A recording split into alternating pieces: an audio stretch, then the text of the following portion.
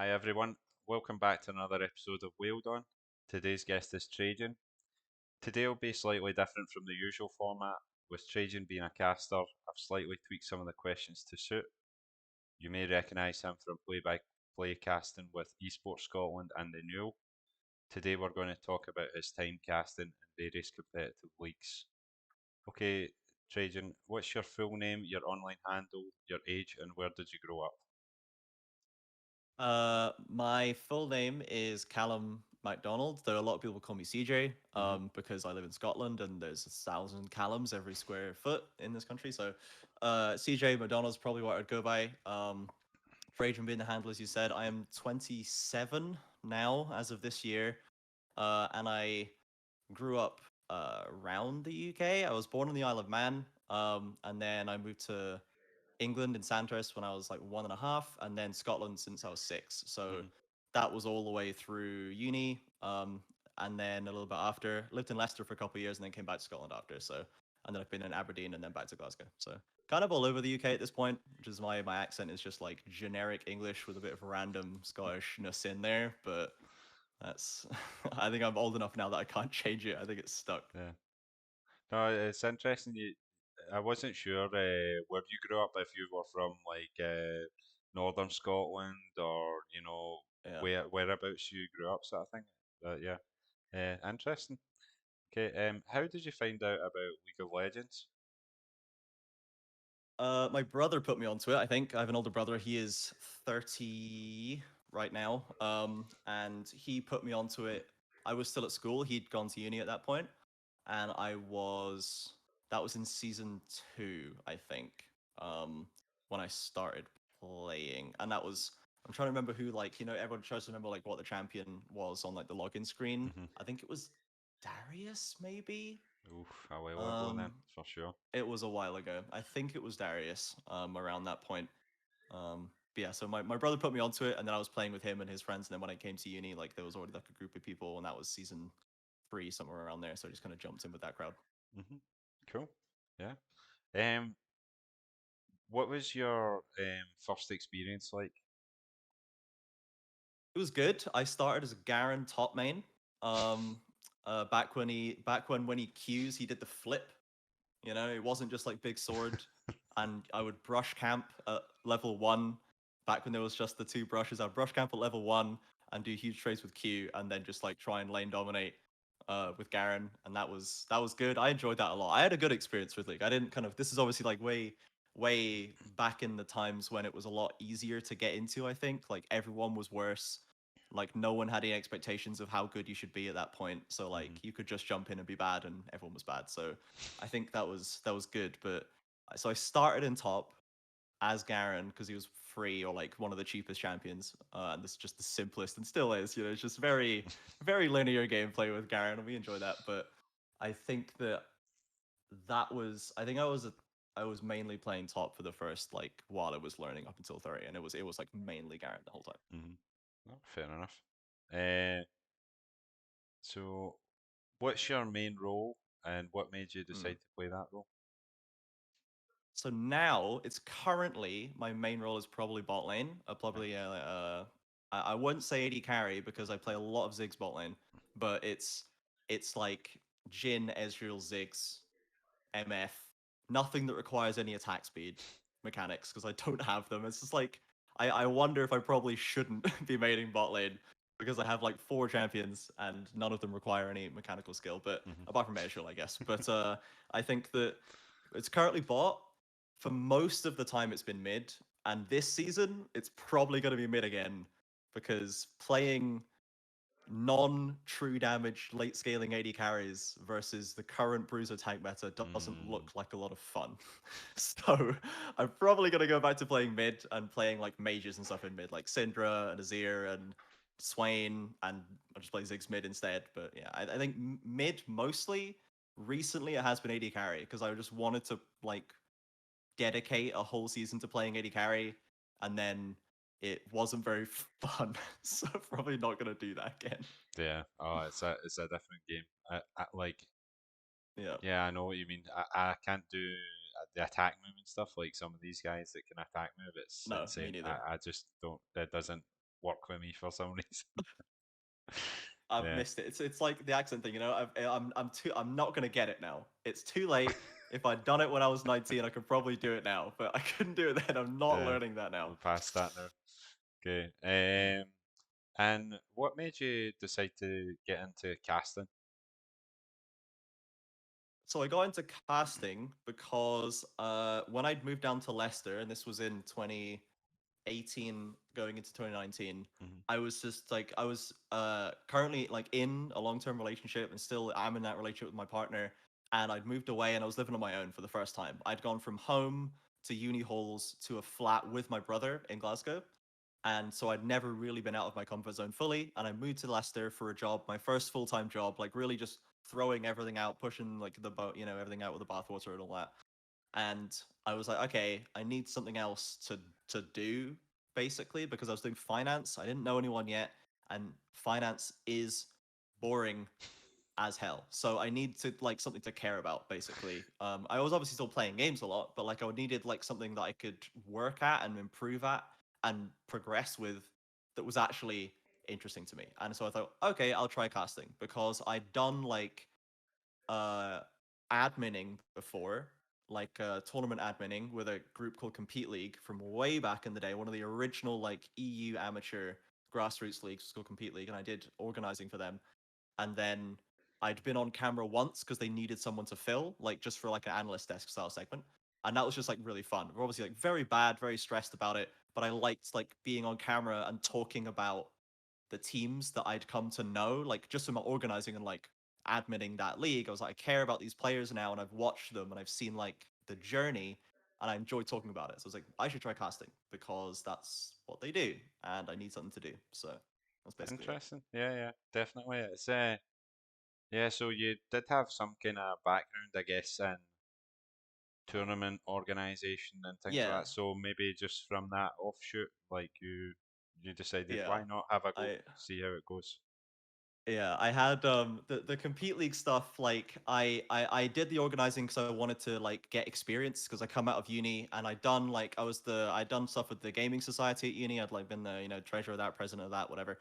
But I wanted to get some real like experience with esports, and this was like volunteering, just I could do it whenever I was out of uni. I had plenty of time on my hands, and I did like organizing, and then I was the EU head organizer, and then I went up to EU head admin at one point, and then the league exploded, and I was there when it happened. So I'm sure at least part of the blame is on me.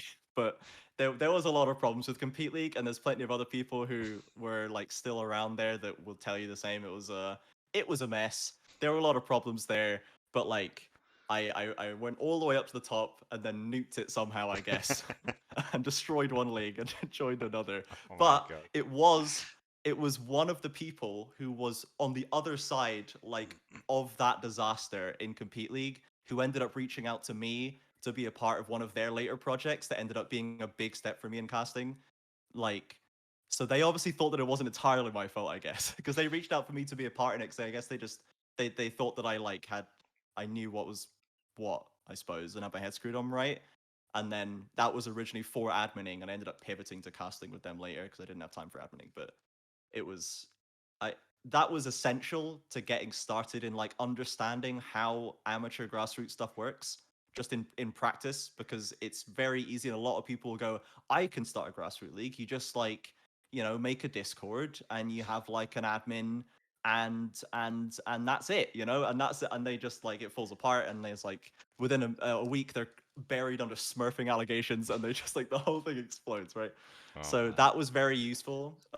And it was, and there's people like for people who anyone who watches like old like UK casting or European casting, like NLC casting, all this stuff. People like Doctor who are there who have been casting around about for ages, and he was on the Hmm. Nuel I think once Hmm. after finally being allowed on it. He does Insomnia. He casted Insomnia with Greyheart the last two times, and he was casting a Compete League way back then. So like there were some seeds of like the UK scene pillars back there that I kind of worked with loosely, but yeah, that was a an important starting point.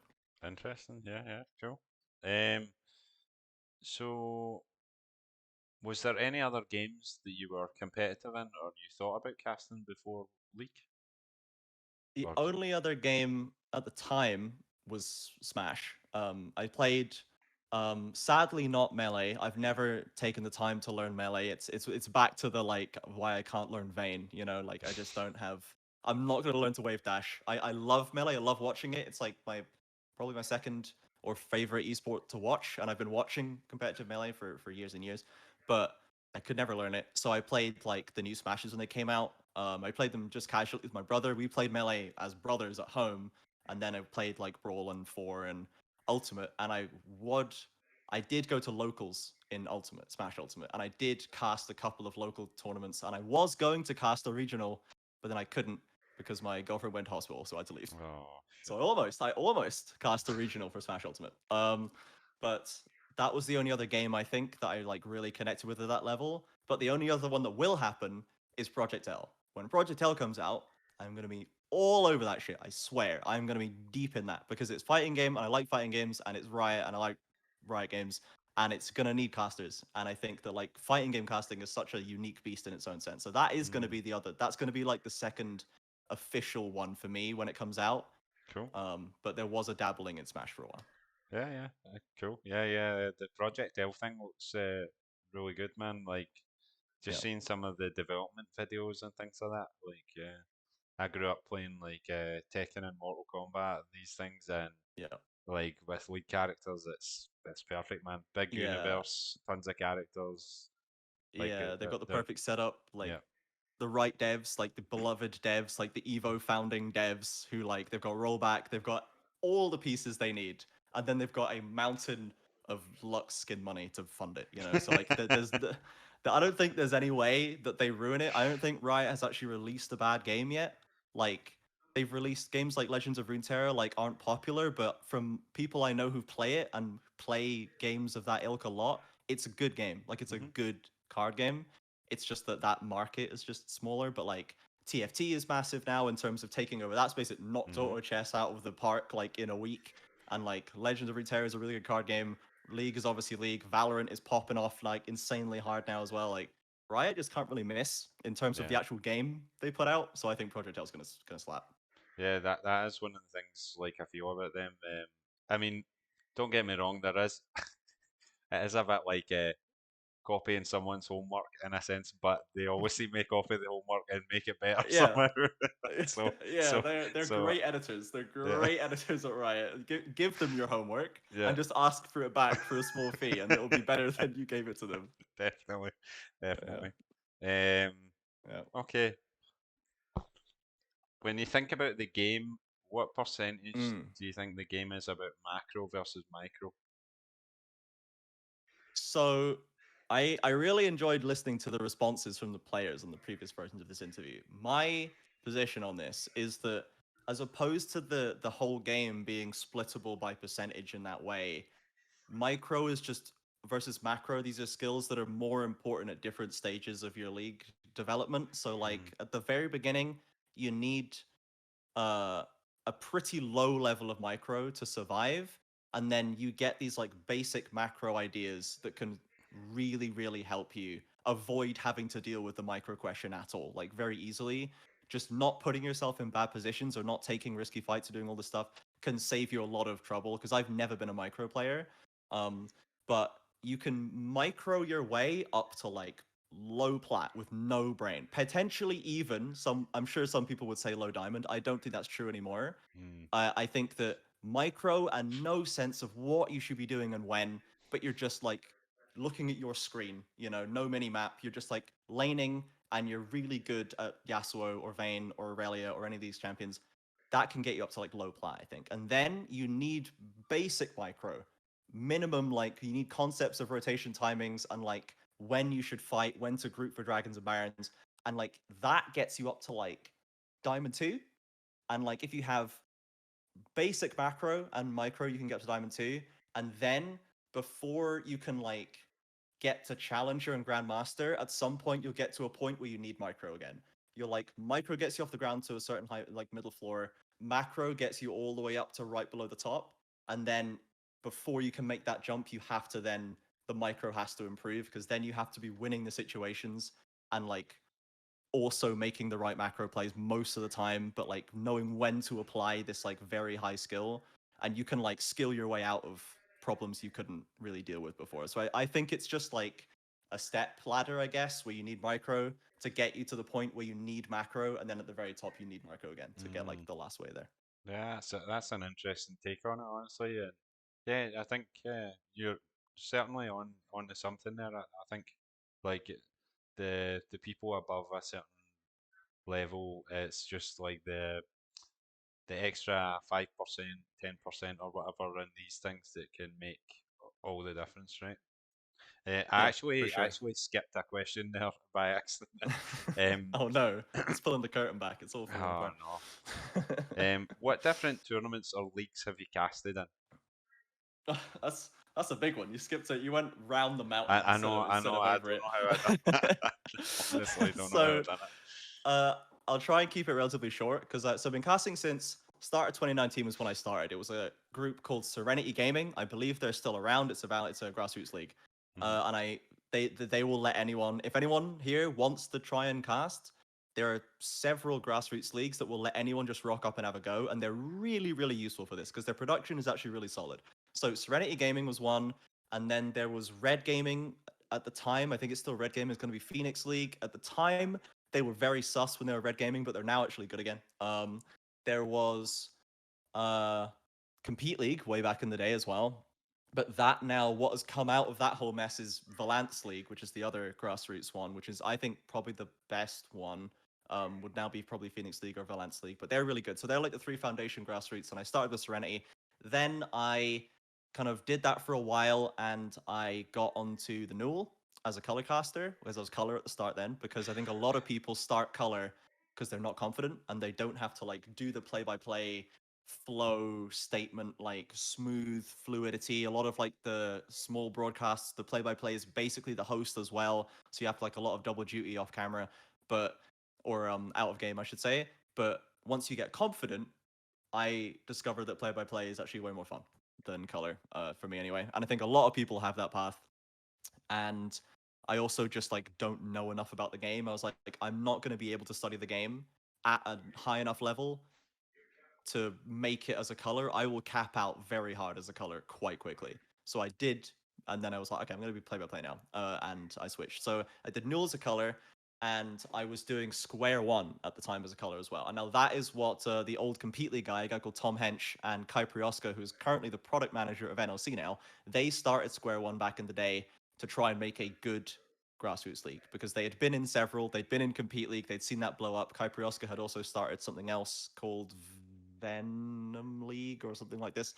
And uh, they started Square One because they wanted to do it right, and they got me involved, and I did casting there. I remember I did my casting trial for them with Viperoon, who people might know from NLC, from UKL, UKLC, Baltic Masters. He has been EU Masters as well. He's been around the block. He is sadly now retired though as of last year, but he did my casting trial. I remember that quite vividly. Um, and I did Square One for a bit, and then I switched to play by play, and got on the Null again at some point to do play by play instead this time. And I think at that point we were on at some point together because Gallagnar here was on production, That's and I right. think I was casting Hmm. with Melvin Izzle at least once with Gallagnar on production there. So we crossed paths once back in I think 2019. You said it might have been. Yeah, I think so. I Um, don't. It was yeah, summertime or something, maybe. I don't something like this. remember. Yeah. And then I made it onto the UKL, which had just started around that time. Like from Square One was like my main thing, and then the UKL began, and I got onto I think the second split of that. I think like the first one was like Initializer Nymera, who people might know from literally the LEC. And like Viperoon and I think Hiprain was on UKLC, but like they had a really good crop at the start, and then the second split or the second year they opened up and got a load more casters in because like it was a voluntary thing, so they didn't really have to gatekeep it very hard. And so I did UKL, and then I did one guest slot on the UKLC promotions. That was a big deal for me at the time. I did the NLC full open back when DreamHack was running it. And then I got headhunted by Baltic Masters. And that was like the big break for me because that was the old ERL tier one for Latvia, Lithuania, and Estonia. So the smallest one, they always went to EU Masters and got clapped in play-ins and were kind of a meme, but it was like a big deal for me. And that was really, really valuable. That was really valuable. It was me, Carmeline, Doctor, and Viperoon. And he'd done it before with Troublelink, who now is also on the LEC. Hmm. Um, and so that was really good. I did that for a split there. Then there was a whole bunch of bullshit with the TO, and Viperoon got unjustly dropped from there, and they kept me on, and I did summer. And then at that point, I was then looking to try and come back and like, okay, can I do some NLC stuff now? I'd like to do NLC because I've done Baltics, and then Baltics got rolled into Ultraliga, and they did an English stream, and they didn't ask any of the English casters, which is cringe, but that's done and dusted now. And Solari and Brillman, who do it now, are doing a great job, but we were still mad. They didn't even ask us, you know, they didn't even talk to us. But like, whatever. As I say, no fault of Solari and Brillman, they're doing great.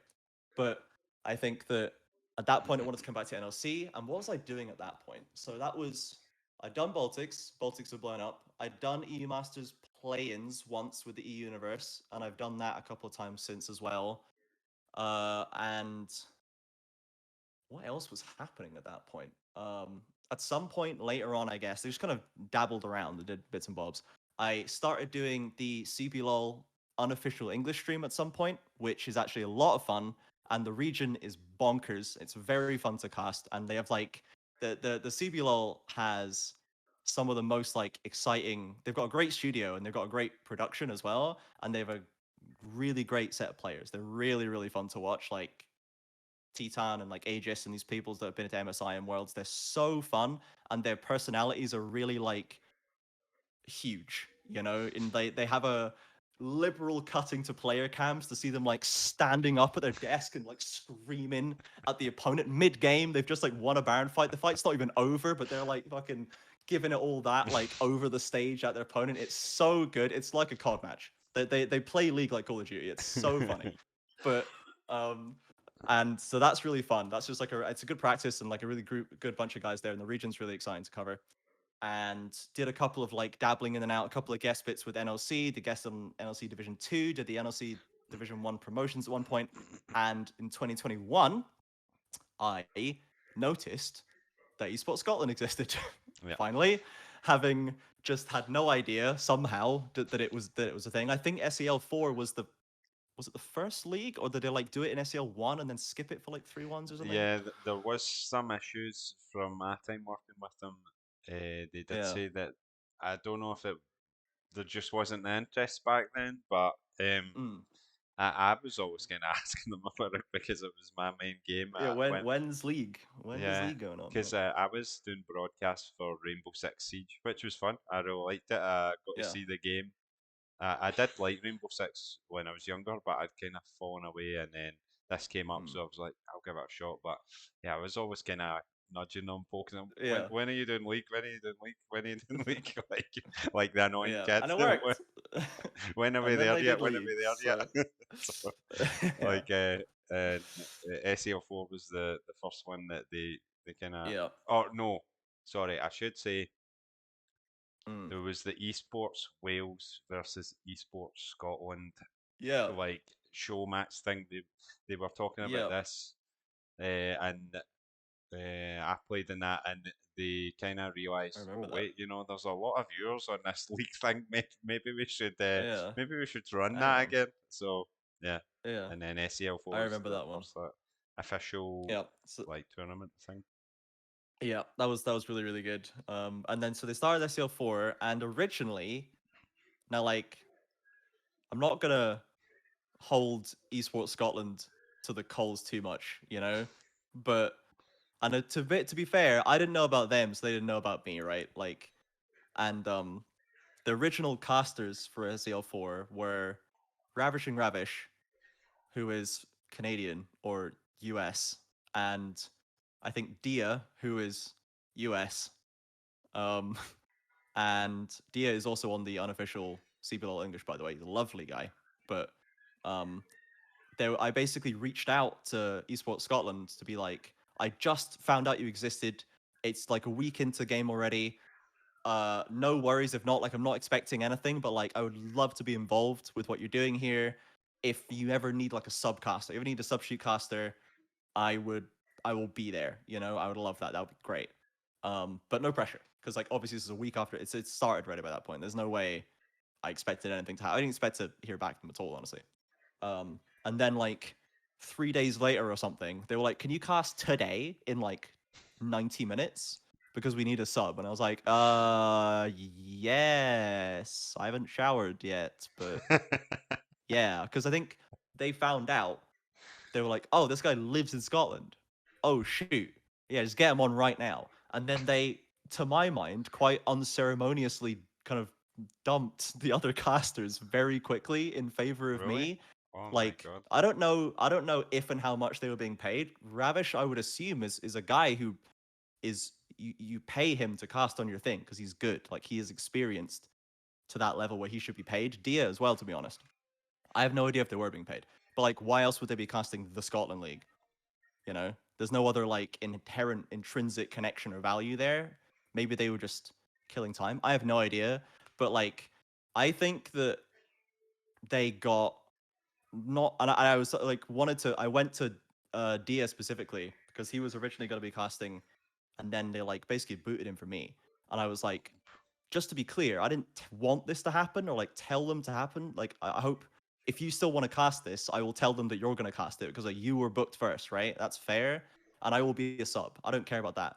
But he was like, no, it's fine, I guess. Like, it doesn't really matter to me that much. So I think they just like weren't maybe just like doing it for practice or something like this, right? But Dio was super chill about it, and then they ended up booking me to color cast with Ravish Hmm. because they don't know what the dynamic is. I think that the only real issue with Esports Scotland is they don't have anyone who knows League on staff. So Yeah. they booked two play-by-plays because Ravish is play-by-play. So I was like, I guess I'll just color for this one because I would like to be on it. And then I colored for Ravish for a couple of games for the Coin Flip Coalition beating up the Steam Frogs or something like this. So that was interesting. And it was a little like, okay, we need to like clear that up because that shouldn't happen, and the cast is going to be, notably worse if this happens more. So we kind of sorted that out, and then we got in another color who I won't go into at the time for probably reasons that you're aware of, but like there was another color at the time, and we just like went through the rest of the season with us two. I think they just, as soon as they found someone Scottish who was willing to do it, they were like, get the Scottish person in, which is fair enough. But I think they were a little bit unceremonious in terms of like ditching the others two. But who knows? Maybe they went through it in DMs. Maybe they all worked it out and it was fine. I don't know. It just seemed a bit sudden. Anyway, that's how I got into SEL basically. Yeah. Um, And and like, yeah, yeah, I was just gonna say, like, we talked about this before about sometimes working for production or casting. Some things are kind of kept behind the curtain in terms of like how the yeah, tournament organisers push information forward. But yeah, no, I mean, yeah, it seemed to work out in the end. and It was SEL4 was great, and you had a yeah, good time it doing worked it. out. It certainly worked out for me. So, at the end of the day, Ravish and Dia are doing fine. So, and there's no bad blood there. So I guess it's fine, you know. Yeah. And as you said, like sometimes I, as someone who does work for esports production companies, in my full-time job, there is a lot of times where like there's communication that doesn't need to be shared with everyone and kind of shouldn't be shared with everyone because it's not everyone's business. And if there's no not hearing something doesn't inherently means there's a problem. It basically means that they are dealing with it, and that unless otherwise, you can kind of get on with it, right? Hmm. Sometimes it's good to check up on people. Like, like when I went to check with Dia, I was like, this seems kind of sudden. Like, is this fine? Have they just like booted you out? It wasn't my intention. But that's all you really need to do. I don't think. I don't think you have to like assume the worst always. It's worth checking to see if anyone's okay, and if there is something underhanded that's gone on there, you can try and resolve it. But Resolve it. Yeah. For sure.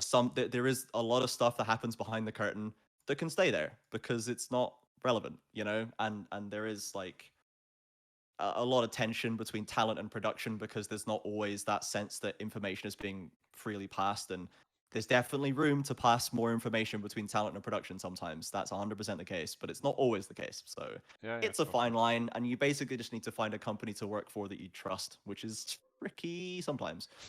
But there you go. That's just the nature of freelancing and esports, to be honest. So SEO4 was good, as you said. First live cast for me. That was my first in studio slash live audience cast. That's really why I was really excited to do it because I'd done a Hmm. load of remote stuff, but that kind of studio experience is really tough to get. It's really tough to get without being like well paid on a good gig. So that was really good. And the event was a lot of fun. I got to meet a few people that I'd never met before in person, people like Roy, and Techie Fiend as well, who got subbed in last minute. So that was really cool, and it was just kind of, it was just good. It was fine. Then the next year they did Scotland, Esports Scotland did the battleground in the middle of the year to just try out. They were just like trying out, let's do one-off tournaments for certain things. So I did that with Oak, and that was really fun. Just like a really tight 1 day event. Producer was great. The paid work, like it was just really clean, right? And then we had the big upset where Dead Again, we found out that Dead Again were actually fallible now, Yeah, which yeah. was the kind of foreshadowing for the end of the year, which played in quite nicely. We didn't get to see Reclusive there. We were gonna see Reclusive as well, but then they were All busy right. playing in their Greek.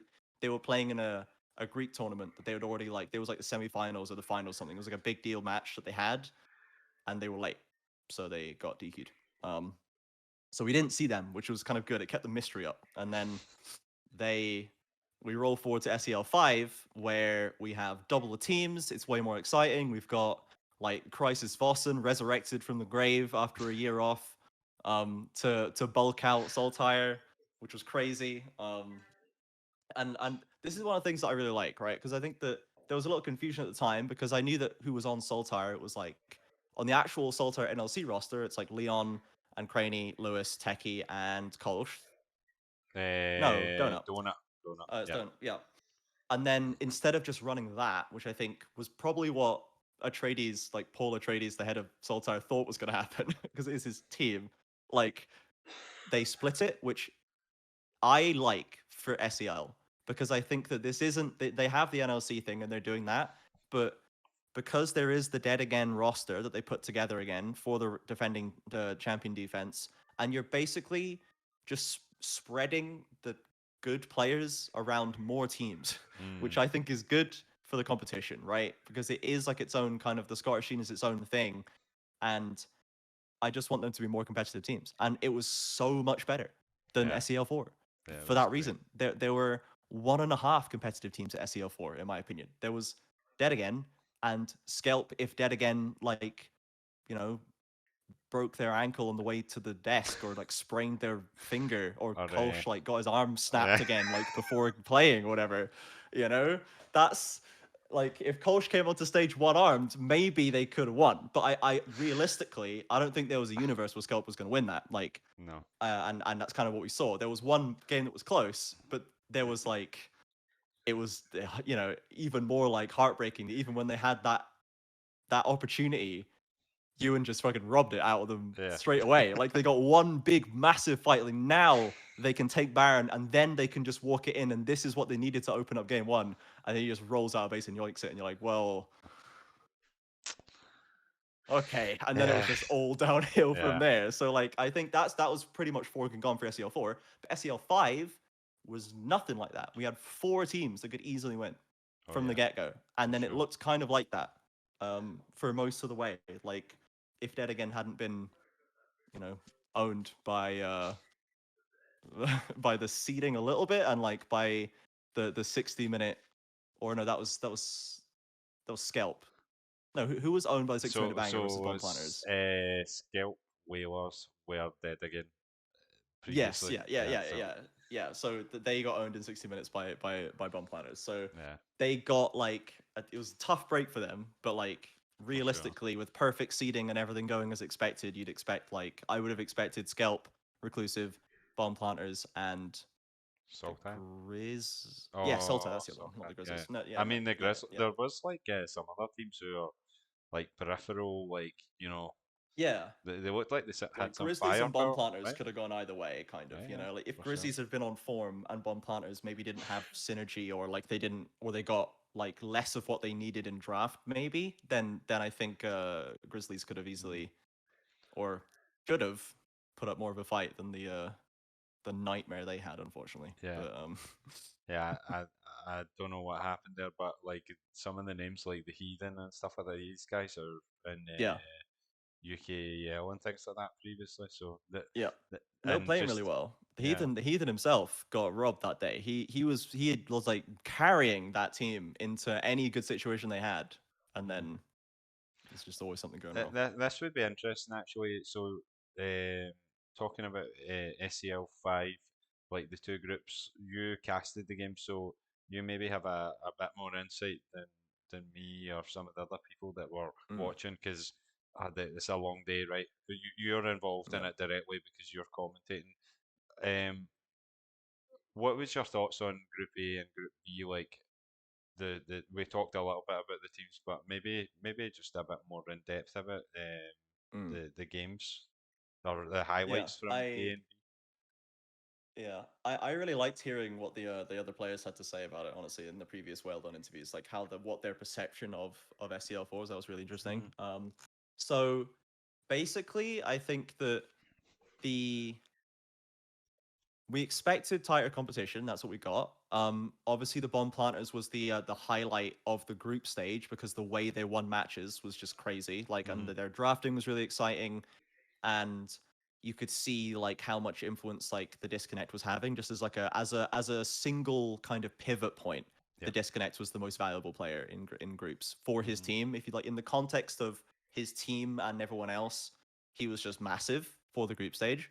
So that was really exciting to see. I was really interested to see what Reclusive was going to do because like I said, we were gonna see them in battlegrounds and we didn't, and they were just really solid. Loads of competitive experience as that five stack, potentially more than almost anyone else at the event has together. Like, definitely more, I think, than anyone else had as that exact team, even more than Scalp slash Jet again. I think that Reclusive to us has been together a while and all high diamond to mastering up.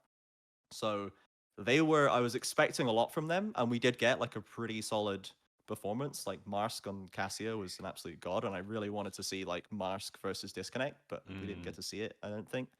Um, so I think that as much as like a lot of people have questioned the seeding, I think the seeding was not right. Even before seeing the games, I think the seeding was not correct. And after it kind of made that obvious, I think the seeding was not quite right. Um, but we got plenty of it was like from minute one, you knew it was just gonna be better. Like the whole event felt better before the game started, and as soon as they started, it was like, okay, we have real games, we have more real teams. This is going to be way better than last year. Mm-hmm. And it was, like, For in sure. every way. Yep. Basically every single way. So I felt really positive going into it and just like only felt better the further it went on because it was just like this is definitely going to be good, and it delivered massively in groups, and then it was just exactly what we needed. The only way it could have been better is if Bomb Planters didn't sprint their game one draft in the finals. Like, that was the only downside for me, I think. And the fact that obviously the fact that so the fact that Skelp got knocked out is a story in and of itself. Obviously, I would like to see them play more because I think they're Mm-hmm. one of the better teams, and I would like to see more from them. The other semi-final between Par for the Rift and was it who was it? Saltire would have Mm, been a lot more exciting if it was Saltire versus Skelp. That would have yeah, been a I think so. red hot semi-final. And as it was, it was just an absolute wombo stomp. So I think that that's the only thing I could have maybe requested just for the semi-final to be a little more solid. But like even then, them getting knocked out was such a big deal, and in such a game that we still got that 60-minute clanger with bomb planters with the Riven. That like that was just massive on its own. So can't be that mad, Yeah. It was Yeah, it still was pretty darn good. the show was great no matter like how it Yeah. went, sort of thing. The only thing that I feel could have maybe been done differently is you've done a lot of these tournaments. Do you feel like the format was maybe cut a bit short? I feel like they could have maybe had more games Oh out of yeah. it or something. That Um. was my So only really gripe with it. yeah, so the format was definitely stripped back. And I think that the short answer is it's a cost thing. Until the finals, where I'm pretty sure it was a venue thing. Hmm. So the the main season, I think, is just trying to like, because this is not a group that has like money to flash. All of that resource went into prize pool, Right. which there's an argument that you're trying to draw hype and attention with that, and there's potentially an argument that it did. Who knows if Crisis and Boston would have made the trip up if there wasn't like a pretty decent prize pool to come for. But it's I think there needs to be a better balance given the resource they have. between that and beefing out the schedule, because it's two groups is fine, two groups of four is fine, no losers bracket, and no one round robin of best of ones feels a bit It's a bit shallow, kind loose, of. Yeah, a bit shallow. Yeah. I don't mind best of three semis, honestly. Best of five would have been nice, but like it's not the end of the world. yeah. Best of three final was definitely a shame, but that one, as far as I'm aware, this is like unconfirmed officially, but from what I've heard, it's because originally they had the venue for more time, and Ah, then the venue double booked them, and they couldn't rebook. Like you can't reschedule at that point. There's just it costs too much. You can't, like, if the venue fucks you over, you've kind of just got to take it at this level because you just don't have the resources to adjust. So they only had time to do these 2 days, and they had to fit them in where they could. And I think they were just kind of between a rock and a hard place there. So yeah, fair because I enough. Yeah. originally I believe the plan was not necessarily for it to be best of three. I think it was going to be best of five because it was last Mhm. year, and I think they would have had more days. I think they would have had an extra day in the venue, and then they would have had best of fives across them, and potentially another like kind of pop up event like they did with Call of Duty before. So I think that was the plan. I think they had to adjust, and that kind of sucked. So yeah, the format definitely could have had more time fleshed out. I think if they adjust some funding from other places to just have more contractors on for more days, I think that would have been good. And it's a shame they didn't have that. And the final kind of suffered a bit for it because they didn't really have time for bomb planters to adjust fully. And then Scalp suffered by only having the one round robin Mhm. to not really kind of adjust after having they went, would they go 1 and 2? They Yeah, lost the bomb planters and Sultai. Recluse No, Sultai. Yeah, so they lost to reclusive Sultai, were which is eight. fair. Yeah. Yeah, they lost to Sultai, which is fair because I think Sultai were the favorites in that group. They should have been first seed of the whole tournament. They weren't. Scalp was, which there's an argument there, but I think for me, looking at the Sultai roster, I was like, this is the first seed here. And then it would have been Scalp number. I would have put Sultai while we're doing this. Mhm. Scalp number two, um, Reclusive three, Bomb Planters four. Mhm. Probably is what I would have done. Just because we hadn't seen Reclusive, but I was like, this Reclusive roster looks really solid, and like just from the information we had available. Yep. Um, and then like Grizzlies, I mean, Steam Frogs at the bottom. Let's be honest. Coin flip. And then What do Par they for the call? Rift was Par the for other the Rift. one, and there was one more. There was one more, right? Ooh, the That's Baby Bills playgroup. They used to be yes. So called then it would the have Coin been Flip Coalition. yeah. Then it would probably honestly, I probably would have put Par for the Rift above the playgroup just on like paper, but playgroup looked honestly way better. So Mhm. I guess Grizzlies, and then I probably would have done Par for the Rift playgroup Steam Frogs. Um, but yeah, that top four, I think that Saltire should have been first, and it should have been Saltire and Bomb Planters, and then Scalp and Reclusive Mhm. in the like top seeds in their group. I think that would have been fair, rather than Yeah. Reclusive having like Par for the Rift and Grizzlies. I think it was anyway. Yeah. Yeah. So yeah, this seeding wasn't great. But we'll see if we can do more about that. And I think really it just needs, generally speaking, it seems like if you go to Esports Scotland and be like, we think you should do it like this instead, they'll be like, okay, because they don't get league. They just Yeah. don't. And they know that.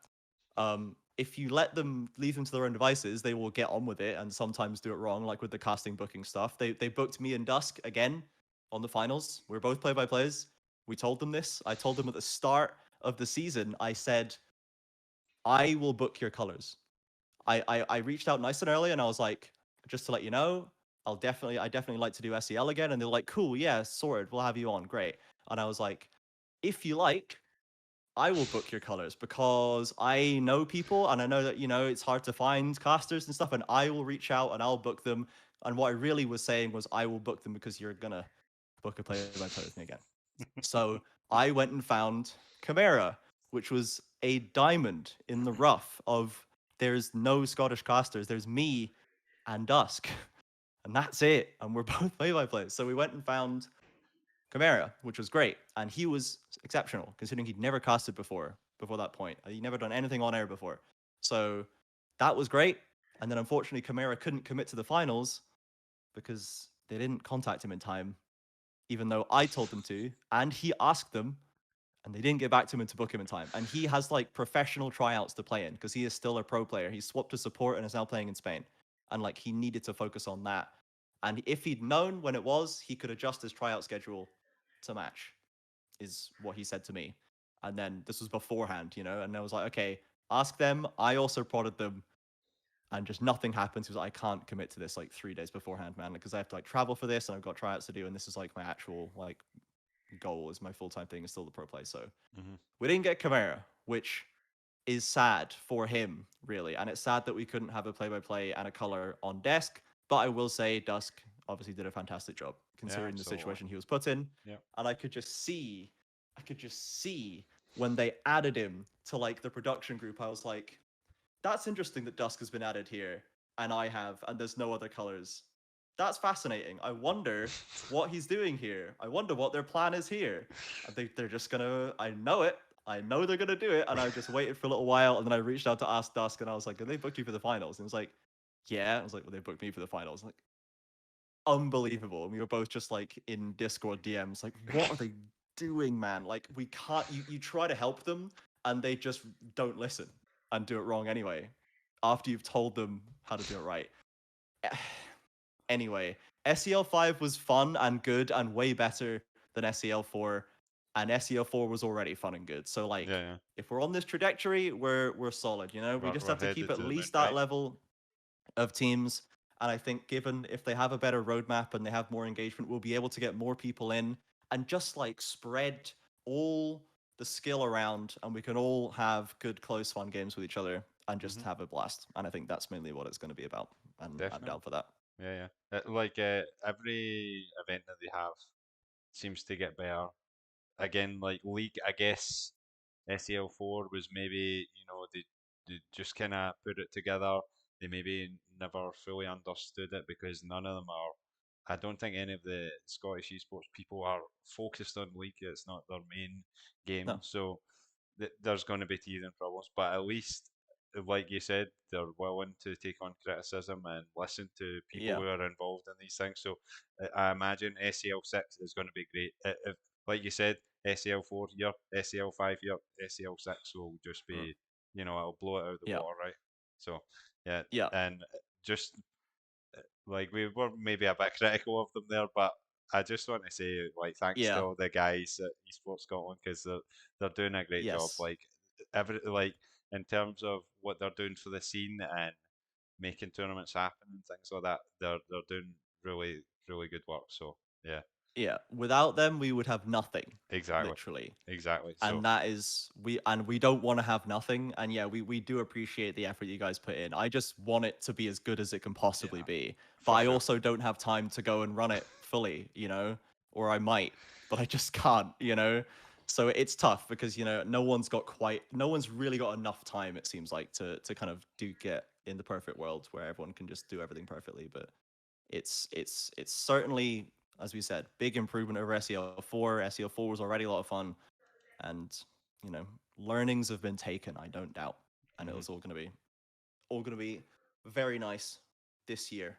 I should say, not next year, this year. Oh yeah, no, it's already 2023. I forget sometimes.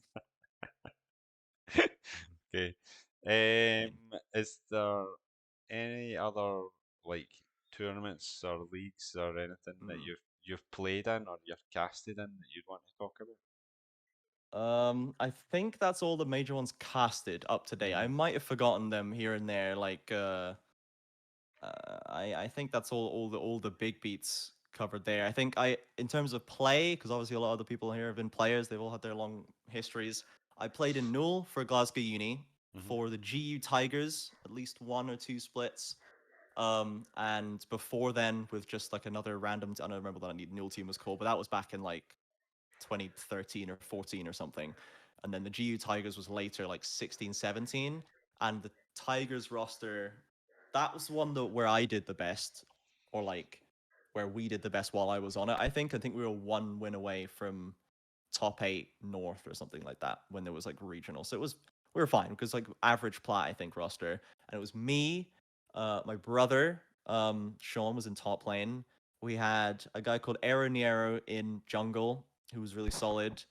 Um, I think we had it might have been Bolganon slash VJ on support, and he's a guy who's still around in the Glasgow scene. He casted Battle for Glasgow this year, I believe. Yeah, VJ. Yeah, I know And him. then yeah, and I love VJ, very very lovely guy, and I need to message him about the Scottish Community Tournament this weekend. Good reminder me. And then I think there was a guy who was like a Yasuo main, but he played like a quintessential Yasuo main, but he didn't have the personality. He was like a really sweet guy, but he played like you couldn't stop him from doing what he wanted to do. You know, if he decided he was going to do something, you just had to be like, oh, I guess we're all doing this now. You know, he was literally called the account name was like the Unforgiven or something, and he was just like all mechanics. You know, I said it before, like micro when he gets you so far. He was one of those kind of players, I think. So, um, and we had some ups and downs, but we did have some big wins on that one, so that was fun.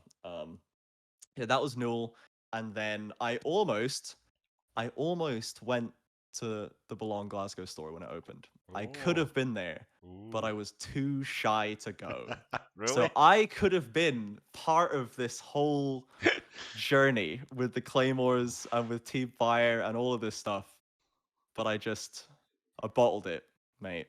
So I Ma- didn't show up to play with other people, you know, because I had like my like friends and my brother that I knew I could play with, but I was like going to like a place that's outside and like going to like a store and meeting new people. I was not like super out of my shell yet, I guess, I'm and I didn't go in the surprised, end. honestly. Mister on camera does all these I productions and know, they can't go to the I game know, shop. I It couldn't do doesn't it. I make couldn't sense. It's make it. like, what's going on here? Yeah, and that was when did Belong open in Glasgow? What year was that? Like Maybe 2017 or 18. Well, yeah, 2017 or 18, maybe. I don't know exactly, but yeah, I mean, it used and to be a and game, right? Before Belong. yeah, Hmm. and I think the casting as well obviously helps a lot with that, because you get to do it in the my safe space in my office or like in my bedroom before, even though you're, you know, people say like I remember whenever I'm like, you know, see your family at Christmas, I'm like, oh, what do? You have to like loosely explain what esports is, you know. So we've all been there, but to explain them that it's basically like sports commentary, just like for competitive video games. And they're like, "Oh, you must be a great public speaker." I'm like, "I'm a terrible public speaker. I'm a horrendous public speaker because I'm not in front of a crowd of faces looking at me, you know? Even when you're at a live cast, no one's looking at me. Maybe before the game a bit, but like I can just like look at the camera or I can look at my co-caster. But when you're like public speaking, you're kind of addressing a sea of people. It's nothing like that. And most of the Mm, time, I'm in my bedroom where I am, you know, disconnected from the dozens, hundreds, thousands of people that are watching. And it's very easy to just forget they exist, you know? So it doesn't actually, it probably helps, but it has not made me a good public speaker, I think. I think it's helped a bit. And as you say, like, you know, now it's hard to tell, and I would probably be able to muster the courage to go to a Belong store now if one opened up again. But I think it's it's not the kind of casters. I think a lot of them are pretty awkward beings in person. Having spoken to several of them and met a couple of them, they're not like the life of the party kind of people a lot of the time. You know, they're really most of them aren't. I would say there's a minority that are legitimately. like, do you know Kevin Bridges? Yes. Do you know about Chad Hogan? Like, they're definitely not Chad Hogan's like this guy who's just like the life of the party, like just Yeah. Yeah. Yeah, like oh man. that's in terms of like UK casters, like casters at my level, there's Uh like two maybe out of like dozens. They're it's such a different space. It's such a different like zone to be in compared to going into a live place. And that's why getting live experience is so important because it's so different. You need mhm, to get like the seal broken so you can just know what it's like to have people around you working, and like the lights and the heat and stuff is so different rather than being able to like be in your bedroom with pajamas on your bottom half and you can open your window if you want. You can have a fan over here and you can just like it's so much easier mhm. to protect yourself against having to like be perceived properly. So I think that yeah, it's a tough one. But I could have played Belong, but I didn't, and I'm sad now because now I'm getting to hear all these stories of all this Yeah. stuff, and I really wish I could have been a part of that because I was better at that point. I was like D4. I probably could have been a sub on some of these teams. But I think that that was a missed opportunity. And besides Nuel, I don't think I competed since. The only other like the most competitive success I've ever had is winning like the World 16 team clash. That was it. You know, Mm, that's my nice. peak of competitive skill. Ah, cool. Yeah, I And I'll know. probably play if I can play in SEL6, I will. Yeah.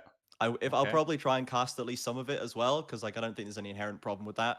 And you know, at the very least, there should be more people. I'll try and make sure there's more cast as well, so it's not just me. And like we'll try and get Dusk back and all these people. Hmm. So if I can play, even if it's just on a team that you know, a Steam Frogs esque kind of squash match, The like stream you know, frogs. yeah, exactly. Even if I'm just like a jobber for some good team, I will happily show up and get jobbed out to a good team. Right, I'm down okay. with that. Yeah, I know what you're saying though about like doing some of these things right. Like when I started at Belong, I wasn't even sure if I should show up to it, but once Right? you dip your toe in, you're like, ah, it's not so bad, and Mm. yeah. But like I imagine when you done your first cast, how did you feel about doing your first cast? I imagine that was maybe a bit, oh, Sweating and yeah, shaking, and this is like Serenity Gaming. This is like absolute nobody nowhere cares, you know, how good the casting is. The people playing are just excited to be cast by anyone. They just want to be on stream. That's really mhm, what they're psyched about. And the better the casting, the if this is another thing as well. We were talking before the interview about like casters and methods to like cope. If you feel like you had a bad mhm, day and you feel like you don't feel confident in yourself casting, sometimes you get a bit down, you have a run of bad streams or whatever. One of the great ways to boost your confidence is, especially if you're overqualified, go to a Val's League or a Phoenix League or a Serenity Gaming and just cast some games because you'll probably get someone in your DMs being like, I loved that casting. That was so good. I really, really enjoyed that, mate. Thank you so much for doing that. Because they love it. The players are in those communities are really tight knit. Those three, as far as I'm aware, still have really good positive communities, and they just love that you're good. That anyone who is halfway competent at casting can go there and they will be like, "Yes, mate, that was excellent. I love it, and I love you." And you're like, "Thank you. I must be quite good." So, and plus, it is genuinely good practice. And these leagues, people need to cast them because people yeah, should cast them because it's they've got good production and stuff. So yeah, for sure. that's my other tip, I guess. One random tip for casters: if you're feeling down like about your casting, go and do some practice at the amateur leagues because they will always be happy to have you. Mhm.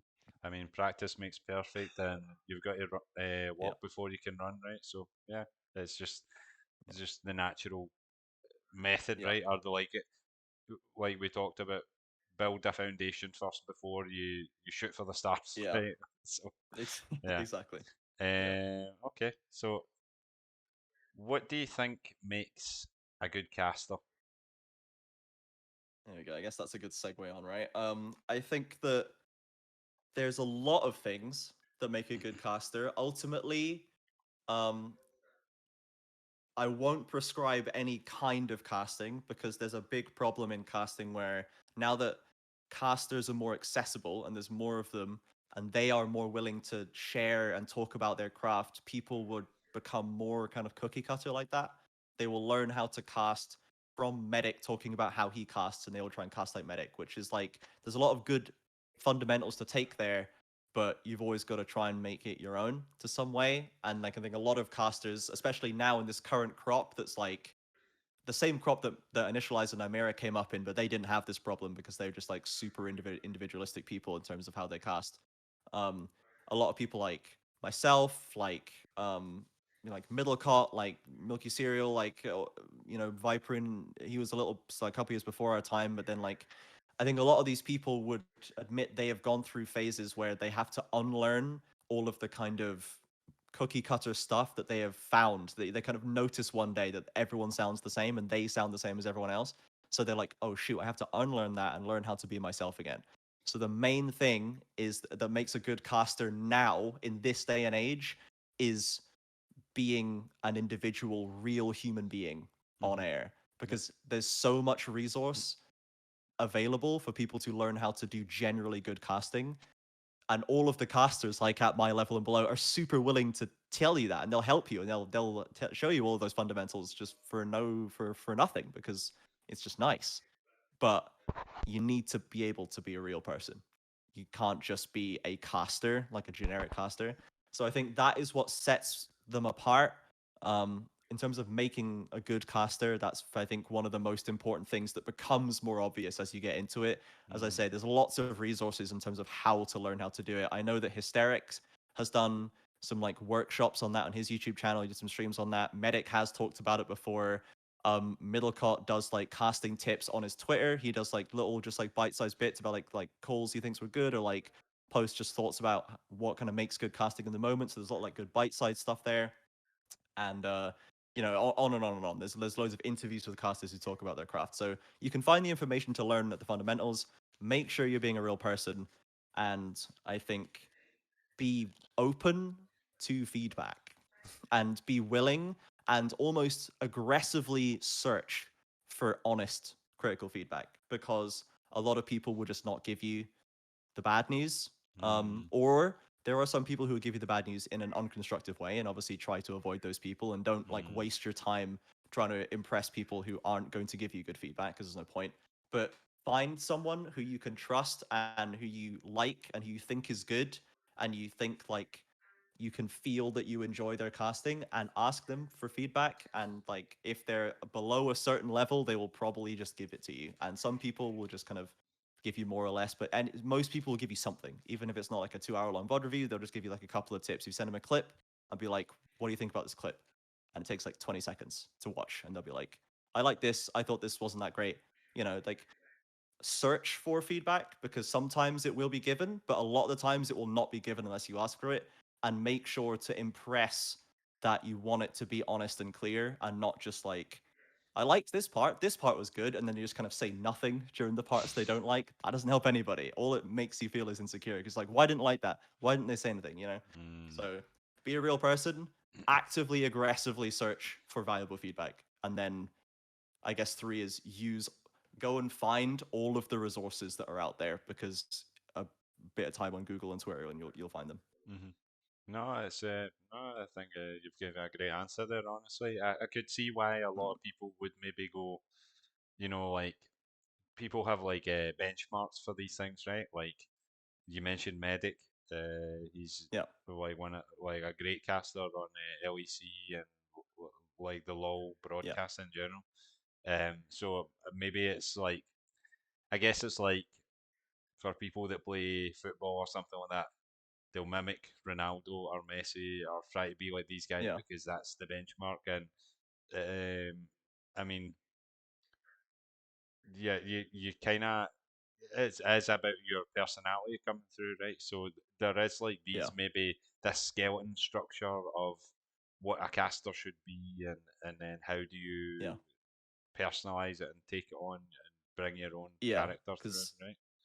a lot of these people that came up, people like Medic, they came up at a point where all you had to be was good, because there was not that many good casters, and there weren't that many places to cast as well. Like Mm, Medic was doing like UK Premiership, I think, way back in the day, as with like Scoundrel and stuff. That these guys were doing the only show in town. They were on it, and they came up through like EULCS and Challenger Series and stuff. And then Medic I think went on to Challenger Series, and then he was on LEC when it transitioned.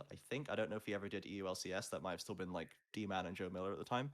But they now have very, very clear individual footprints on their personality. And anyone in LEC ends up that way, because that's the way the broadcast is structured. But like, it's such a more important thing in the age of content creation and influencer marketing, that you can't just be good anymore, because there's mm, so many people who are good, and like the industry has not caught up to the point where there are enough opportunities to go around, in the same way that, like, obviously this is like a kind of uh performance role. It's a bit more like specialist, I guess, in that way, less of like a vocation kind of thing. But to use a probably slightly incorrect analogy, like, you can train to be good at any like random trade, and you'll be able to get paid a certain amount in an industry to do that.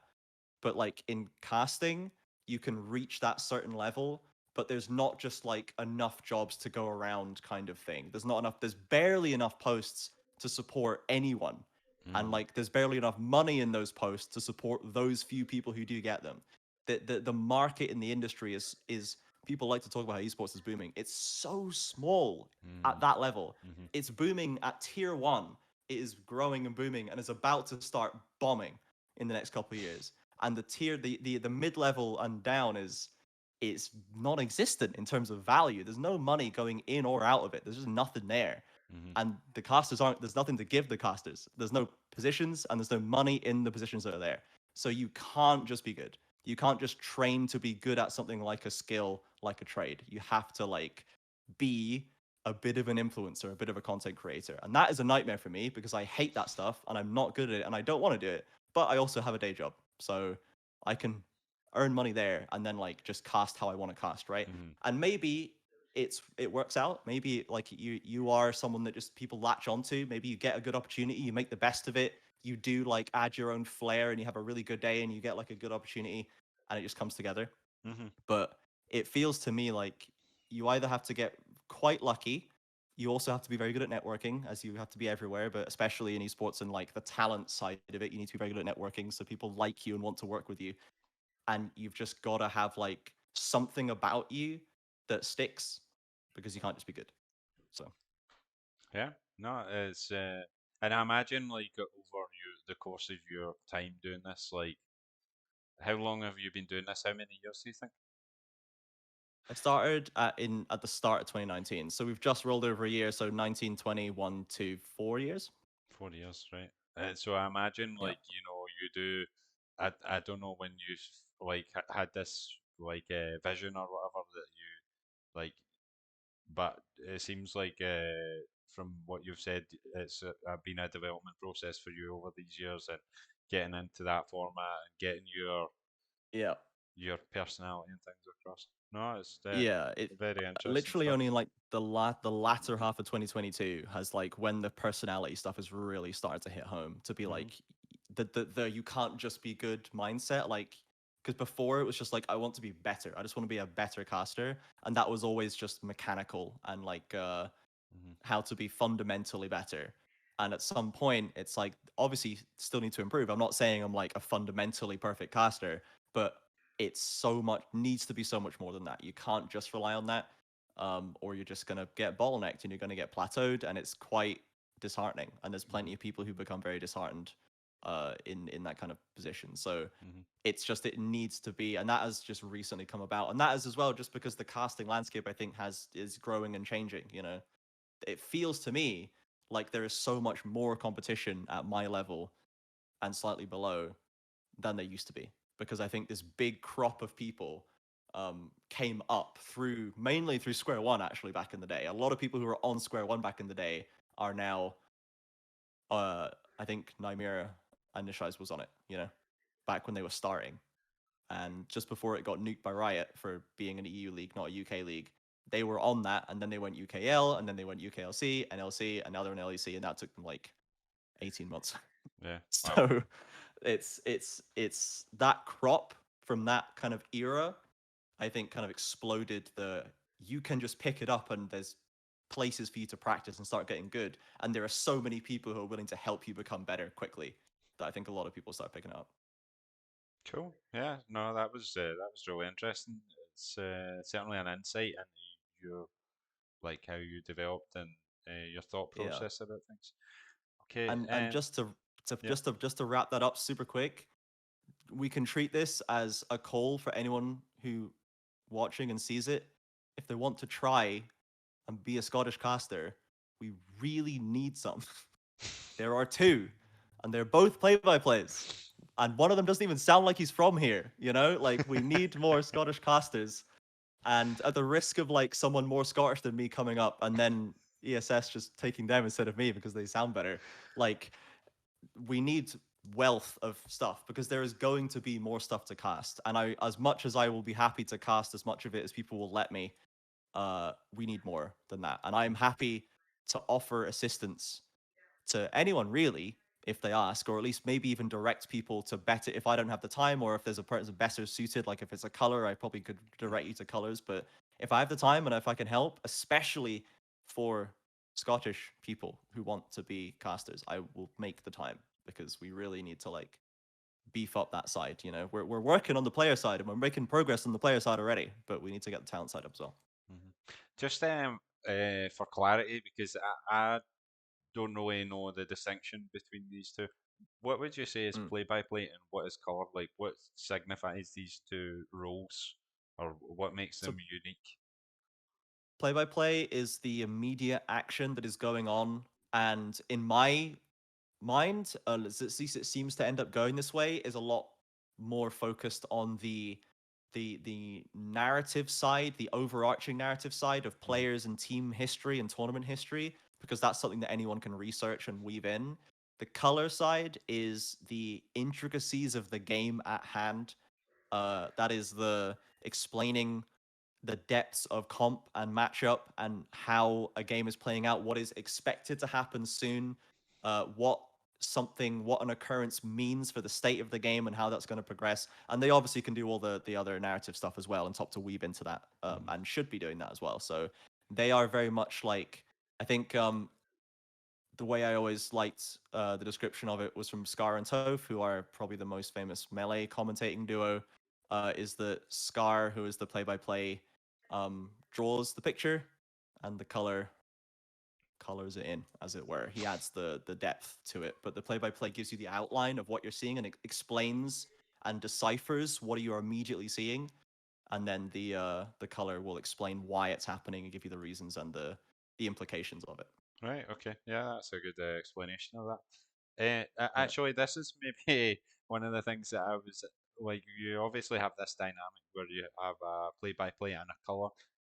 Um, how do you avoid treading on each other's toes and like interrupting each other? Do you just get a feel for it? Do you have a like You a just So there are ways you can solve this, and as of late, there have been a couple of people working on ways to solve this remotely. In person, this is why when anyone goes from remote to in person, they're like, "Oh my god, I was blind, but now I see." Because now you can just use a visual cue, and you can, having a conversation when you have a conversation with someone face to face, unless you're like an asshole, you're not like constantly interrupting each other, like you don't naturally tread on each other's toes. But as people discovered over COVID, when you're on like multi-person Zoom calls, even one-on-one Zoom calls and stuff, you'll always end up good because there's lag to be happen. Like sometimes the mic's not picking it up, and there's all these problems to contend with, and then you can't get a feel for their body language fully. And when you're casting game, you can't even see them, so you can't use any kind of visual cue. So what something some casters started doing is they've started getting the cam feed and having like the game on their one monitor if they have more than one monitor, and then they'll have the cams over here, and they can actually use visual cues during the game to indicate if they have something they want to say, or if they want someone to wrap up, or if they want to like add a point. So there are ways to get around it, but mm, generally the answer is you have to get used to it. And some duos naturally this will increase synergy with time. Some people, if they know each other already, they'll know their natural rhythm mm, of speech mhm. and they'll get to know how they cast, and it just kind of improves with time. And you'll often notice with a new caster, if you're just not sure when they're going to stop talking, sometimes they never will, and you'll have to cut them off, and that's a rare occasion. But especially with newer casters, this was my biggest problem when I started, was I just would not shut the hell up. I would never stop talking until something like forced me to stop. So the you just it comes with time, it comes with practice. No, it's interesting. I mean, being on the production side, like, um, there is camera setups and things, but when you switch to the game scene or whatever, That's what you you're don't looking see at, right? this. Yeah, yeah. So it's been interesting to talk about general casting and things like that, how it Yeah, interacts or how you work in these situations. So yeah, no, great. yeah. So I guess we've talked about some of the people who are big names in the casting scene. Like Medic, Hmm. Nymera, Trouble Inc. What's that guy? Joe Miller. Like some of these names. Yeah, D Man. D-Man and Joe Miller. Yeah, Yeah. yeah. Are there any casters that inspire you? Um, there was a time when I probably would have said medic, and he does inspire me to some degree. I think he is like a top three, maybe top two, like English speaking play by play in the world still, just in terms of good at what he does and like is obviously a unique kind of distinct person. But Hmm. now I think the answer has evolved and it's probably Dracos. I think Dracos is the he's the caster that I would most like to speak to as a person. He's the person that I would most like to hang out with, and I think he's obviously naturally very very skilled. Obviously, anyone at LEC is just like it's a given that they're really good, right? Mm. But so I don't necessarily get inspired by how good at casting they are, but Dracos, I think, feels like the most genuine, authentic presence on a broadcast. There's a lot of people who very clearly go into content mode and they go into kind of e-clown mode, you know, Vedius. But like I I don't like that stuff. That's just not for me. And not saying it's bad, as a lot of people do, and it is the prevailing way of doing content now is e-clownery, and that's fine. And some of it is funny and engaging, but generally it's not for me. And I think that Dracos is fun without being ridiculous, while also being a very kind of authentic person. And he's like doing his own thing. Like he's Mm. releasing music and stuff now. Like he has a fresh style. He's always had fresh style. He feels like a real person on air, and he's like pursuing his own passions as well as doing the casting. And he's like the favorite person that I listen to on like the podcast side for like the dive and euphoria and stuff. Hmm. That's the kind of content that I really love to consume is long form kind of podcast talk show style content. That's just what appeals to me. And Dracos is like my favorite person to listen to that. He's like the best person for me at that. And that's what I want to be good at. So I think it's Dracos. I think all around he is the kind of caster that I want to be Okay. in a sentence. Nice. Yeah. What about players as well? Are there any players that inspire Uh, Bjergsen, probably. He's my you? favorite player. He always has been, and he's a work ethic guy. He will get involved with the content, but he clearly doesn't care about it, which is funny to me. And he's like doing it because he has to, and then he really wants to just get back and study the game a bit more. And like I think I really loved watching him play. That's who I was like, you know, picking up Syndra in mid because he was playing Syndra, and I was like, I want to be like that. I want to play Syndra and Azir and all these kind of stuff. And I love the way he plays. I love his approach to being a pro player. I think he's one of the most professional players in league history. You know, he's up there with like Faker in terms of people who just they are professionals. You know, they are paid to play this game at the highest level, and that's what they're trying to do. And they're not trying to get involved in any of the nonsense that is always going on around this stuff, right? That's the impression it gives to me anyway. So I respect that. I think I respect him a lot, and that's probably would be my answer. Hmm. Yeah. No. Yeah. He's Like not I like get. Doublelift, who was the opposite of that in every single way. You know, Doublelift drives me up the wall. He's funny and engaging as a content creator, but as a pro player, drives me insane. Yeah. I mean, I have to respect the guy's talent because he was great and he Yeah, still is great. But yeah, his mouth, yeah. his mouth lets him down a lot Just of the needs time. to shut the hell up once ever, please. Oh man. Okay. So, Ugh. do you have any mice, keyboards, peripherals, or accessories that you swear by? In terms of mouse and keyboard, no. I just kind of because the one of the good things about one of the companies I work for being a hardware gaming PR company is they always have samples that Hmm. have been abandoned. So I'm currently using a Sharkoon Skiller Mech keyboard that I have never heard of before as like some random Taiwanese company, right? And I've had this for years, and to be fair, it's held up really well. So I guess I can recommend it at least if it's even still being sold in this Hmm. country. Who knows? My mouse is just like a basic Logitech G403. But what I can speak to as a caster, this is a casting episode, I guess, is casting wise. If you need a webcam, get a Logitech C920. They're almost always on deal. If not, wait till they are, and they will go from like I think it's like 70 or 80 down to 30 or 40 at this point because they are a fair few years old now. Don't bother getting one of the newer models. C920s are. I still have one as a backup. That's my backup camera, and it's as good as you will ever need. I got a nicer one because I wanted one, and I had like that I could get a good deal on a Sony camera, but like the C920 is as good as you will ever require for remote broadcasting. So I would just wait and get that. In terms of a mic, um, I think the 80 was it 80 2020? I'm Yeah. not sure who makes that, Audio but that's Technica. like a really good. That's the one. Yeah, the Yeah. 80. Yeah, 80. Yeah, of course. Audio Technica 2020 is a really good, like, you've just decided to commit fully to casting now mic. And that was like 100-ish when I bought one, and that was years ago, so it's probably less now. That's a really solid one. And then like you've probably seen a lot of like casters who have them now is they all have these.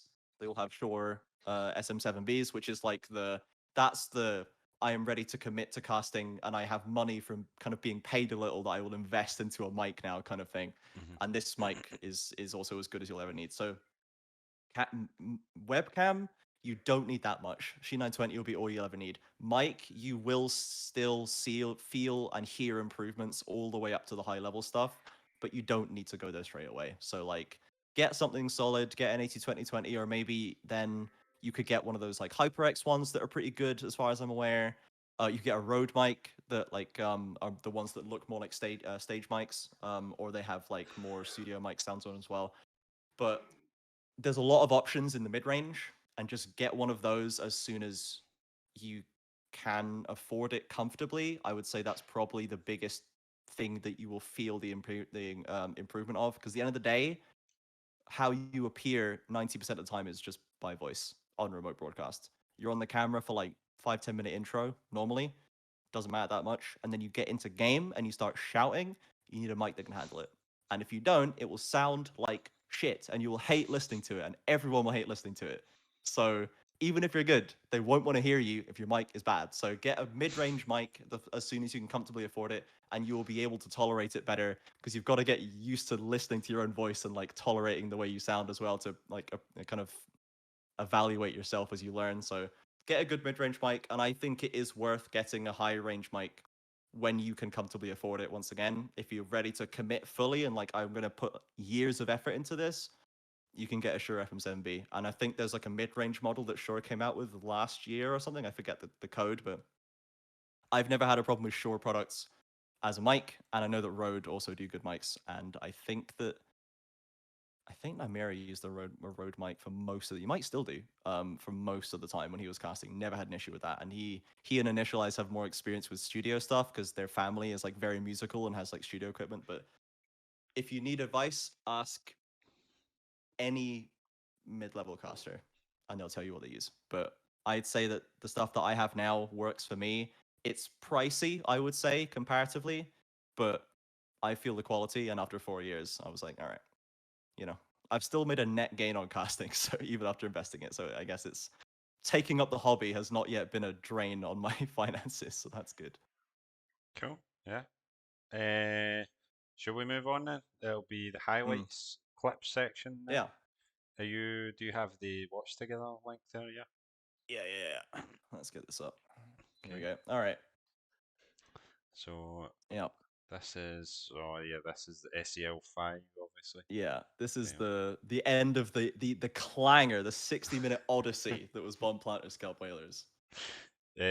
so should I just play it and then we can talk about the clip afterwards? Is that okay for you? Yeah, I think so. Yeah. It's Oh. stack up for flank here.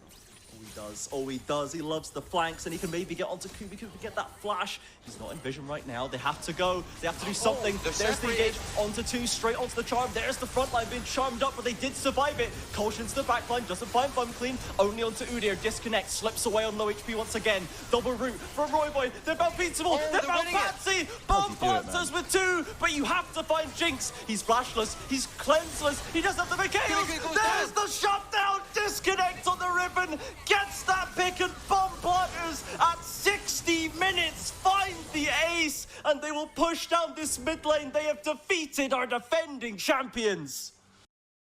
I love that they waited until 60 minutes to get it done. Yeah. They were like, all right, we've gone this far. We might as well make it a full round hour, and then we'll just find the win instantly. Like, okay, just Oh man. It bro. was what But a clip though. Like, oh, amazing yeah. play. Yeah, yeah, I, yeah. The disconnect searching for that all game. There was an earlier clip where he gets like a 4-man knock up and the rest of his team didn't even notice, and he's like, what's going on?" He's like, "Guys, I've got the perfect play," and they're like, "We're not there, man. We're leaving. Sorry." But yeah, that was a crazy game, and I'm glad that we got to like end it in such a impactful way. They didn't mm, just like catch out someone like pushing a wave, basically. They didn't like catch them on a side lane. They have like a 70-second death timer, and you just push down because they can't wave clear. It was like yeah, a big climactic fight yeah, with multiple re-engages with a Riven flank, like two Riven flanks in the same fight. Like yeah. it was crazy, It man. was nuts. Yeah. Okay, the Yeah. next one. So this is where is this This from? is this is from E-Masters play-ins from this year, from E-Masters summer play-ins. JDXL being one of the NLC's representatives versus Mm. Anorthosis Famagusta, which was the Greek first seed, I believe, All right. Okay. and has well, the one notable player as well here as well is Douglas from Anorthosis because he used to play in the UKL. He was on London United for one point. He is like Oh, okay. 16 years old. He's like a prodigy, and he's been picked up by like Gamers Origin, which is like an LFL Div 1 team, which is basically the LEC feeder league at this point. Like All right. Okay. Douglas is a big deal, and he is like a tiny baby. And this was like one of the big moments where everyone else noticed was like this tournament and these games where he just like smurfed on everybody. Mm. Right. Okay. Well, I had the clip then. Yeah. Mm. Let's go. Doesn't quite get the second. It's a shutdown for FGG, but Anorthosis, you took their main event slot away, and they took that personally, making JDXL look like BDSM the way they're getting dominated in game one. Morozku off the fountain looks for the Weaver's Wall, but Golden Toast, he's online. He's been scaling all game and cries with a last ditch effort, finds the grand challenge, but cannot stop the inevitable. Game one, Anorthosis Famagusta. Yeah, Rev was a Greek caster is popping off at that one. But I just like that clip because I planned the dominated line and I was like, I just need like so to pull back the curtain, most play-by-plays plan their ending calls once they get to uh, even up to like tier one, like Worlds MSI, like LEC, they will have like a plan till they have the perfect finishing call. yeah. And Yeah. I used to think that I was like a neurotic weirdo for doing this, but I heard like this year that like the tier one casters do this as well because they will so don't step on them because they'll have a plan to round it out. And Mm. I normally when I go into big games, I have a finishing call for both teams written beforehand, which I will sometimes mid game I will edit based on the content of the game. If I have like a few seconds, I can just go and Mm. like amend it, and then the trick is just transitioning into it without feeling like you're very obviously reading from a script after Yeah. going from like free flowing play by play, which is tough to master. But you can get some banger clips Yeah. if you plan them ahead because Yeah. it's you That's. can't always have the perfect thing to pull out. And I'd just like because it's just literally because it's 4 letters and there's a D in it, and I was just saying it to myself, and I was like, that sounds like BDSM. That'd be if they get crushed, I can say they got dominated, and then they did. It was exactly what I needed. So that was good, and it's like a call that I can claim to fame as one of the. I think it's the only time I actually managed to. For anyone who is like loosely connected to the wider UK scene and knows who Don Jake is, I managed to get Don Jake to like get confused in chat, and he's like the master of the wordplay and like smooth like phrasing. He is like he has a mind full of creative ways to speak and convey information. And the fact that I got him to be like, "What did he just say?" I was like, "Yeah, okay, that's good, that's fine." If he was like, "What the hell just happened?" At least at the very least, it was an impactful way to say it, and that's all I really wanted to do. So I enjoyed that one. Yeah, it's a cracker, man. That's amazing. Mm. Okay, the next one. Where is this? So, This is. this is back from the glory days of Baltic Masters. Mm. This is the final regular season match, I think, in the summer or maybe the spring. Might be the spring actually. Yeah, I think it's the spring with Iron Wolves, who were the representatives in both splits, who are a Lithuanian team that are like they're the team from Baltics. They're the team that has like content and like presence and a bit of like sponsors and stuff. They are like the Baltic team, and they are now in Ultraliga. Oh, okay. But So Iron Wolves were taking on Gasquilla, who kind of was a team that I think is Italian based originally, and they'd come in and they'd got like a load of really good players like off the top with a couple of old like Baltic legends like Kospek there has always been around for Baltics, but this was just the last game of the split, and this was just a call that I go back to when we were talking about coping mechanisms before. This is a call that I go back to because I just really like it. I just think it's a really slick call, and it just like yeah, I get it. Maybe I do have it. You know, maybe I can do this to a decent level sometimes. So I just like bringing this call back every now and again. Cool. Yeah, I'll hit the clip. Much defense CTI goes behind forward, him. pushed, goes Golden over Toaster, trying to get down for energy. Both the towers are down. Spectral's going full hit. Will they find the base? Toaster's over, falls down to Caitlyn, and Spectral does it for the Iron Wolves. It's a 2-0 record over Gasquilla. It's first place in the season. Was it Saulius? No. Was it ZTI? No. It was Spectral who steps up in the last game to clinch the Iron Wolves summer season. And this one wasn't scripted. That was off the dome, which Just I was off the happy top. with. Yeah. So it wasn't like wordplay wise, but it was just such a.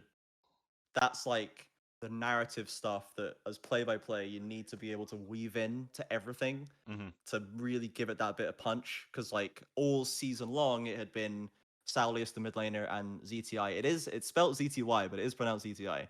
Before anyone comes at me. But like it is ETI, and they're like just carry solo laners playing like Aurelia and like Lucian and even Victor sometimes for Saulius. But like the ZTI was like he's a carry top laner, and Saulius is a carry mid laner, and Spectral just been like filling, just been doing whatever he needed to do. And then the last game he has a Caitlyn game, and he like crushes lane, 1v2s, all the gold is funneled into him. He 1v5s every single fight, and like they got, and he makes like super clutch like moments to save that one as well, and that gets them first, which obviously gets them better seeding, and it's like a big deal. Taking over Gasquilla, who were the favorites coming into it. So Okay. you have Nice. like the interesting thing, I guess, being that Spectral did it, but it's also like including the fact that like the context for Iron Wolves taking the tiebreaker, and then from the game being that Spectral was the one who stepped up finally after all season, taking the back seat. So I just like that call, just like all of the elements that whipped into it. It is a little long. It's like after the game has ended, and I do keep speaking for a while. So there's an argument that I could cut myself off earlier and maybe let Doctor pick up on those, but I just really wanted to get that out. And I think on its own, I think it stands up well. So I like that clip a lot. Yeah, sometimes you're feeling it, man, and like you said, it was off the cuff. So, like things like You that, just gotta like rip it. Yeah. genuine reactions, things like that are great, man. Yeah, no, I really enjoyed Yep. those. Okay, we're Yeah. on to the personal question round. Oh boy. Trajan doesn't know any of these, so they Oh. might catch him off guard a little bit. We'll see. Okay. We've kind of talked about this one maybe a bit. There's maybe been a bit Hmm. of foreshadowing here, but casting or playing?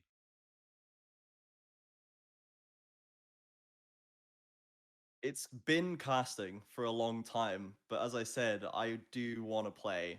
For the last year, I've wanted to play and wanted to try. I was trying to get my friends to like make sure they played enough games so we could play like in Val's League or something. Mm-hmm. And I liked playing Clash, and I do want to play in Scottish stuff because I really enjoy playing in Nuel, and I like playing competitive, and I don't like playing casual, like custom 5v5s anymore. Because there was I got invited to like a group of friends last year because another of my friends, like he had like a group that he'd kind of connected with, and they'd all found out they'd all played League, and they would started playing these together, and they were doing custom 5v5s, just like kind of captain's draft. They'll pick a random captain and they'll like snake draft the teams and just do that and like reset teams every round. It's like super casual stuff.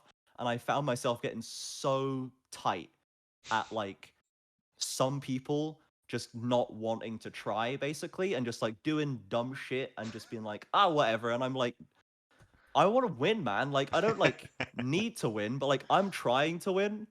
And this is just like solo queue. I could be playing solo queue right now if my teams are just gonna run it down and like laugh in my face when I'm like, can we not do this kind of like let next time let's do this, and then just do the same again and laugh like Yeah. no, I hate this. You're so annoying. So I stopped playing them. I stopped playing them because I couldn't take it anymore. So if I do like that kind of play, I still like playing solo queue most of the time, and like I can play friendlies like against in like normal draft, like just I can play with friends into random matchmaking.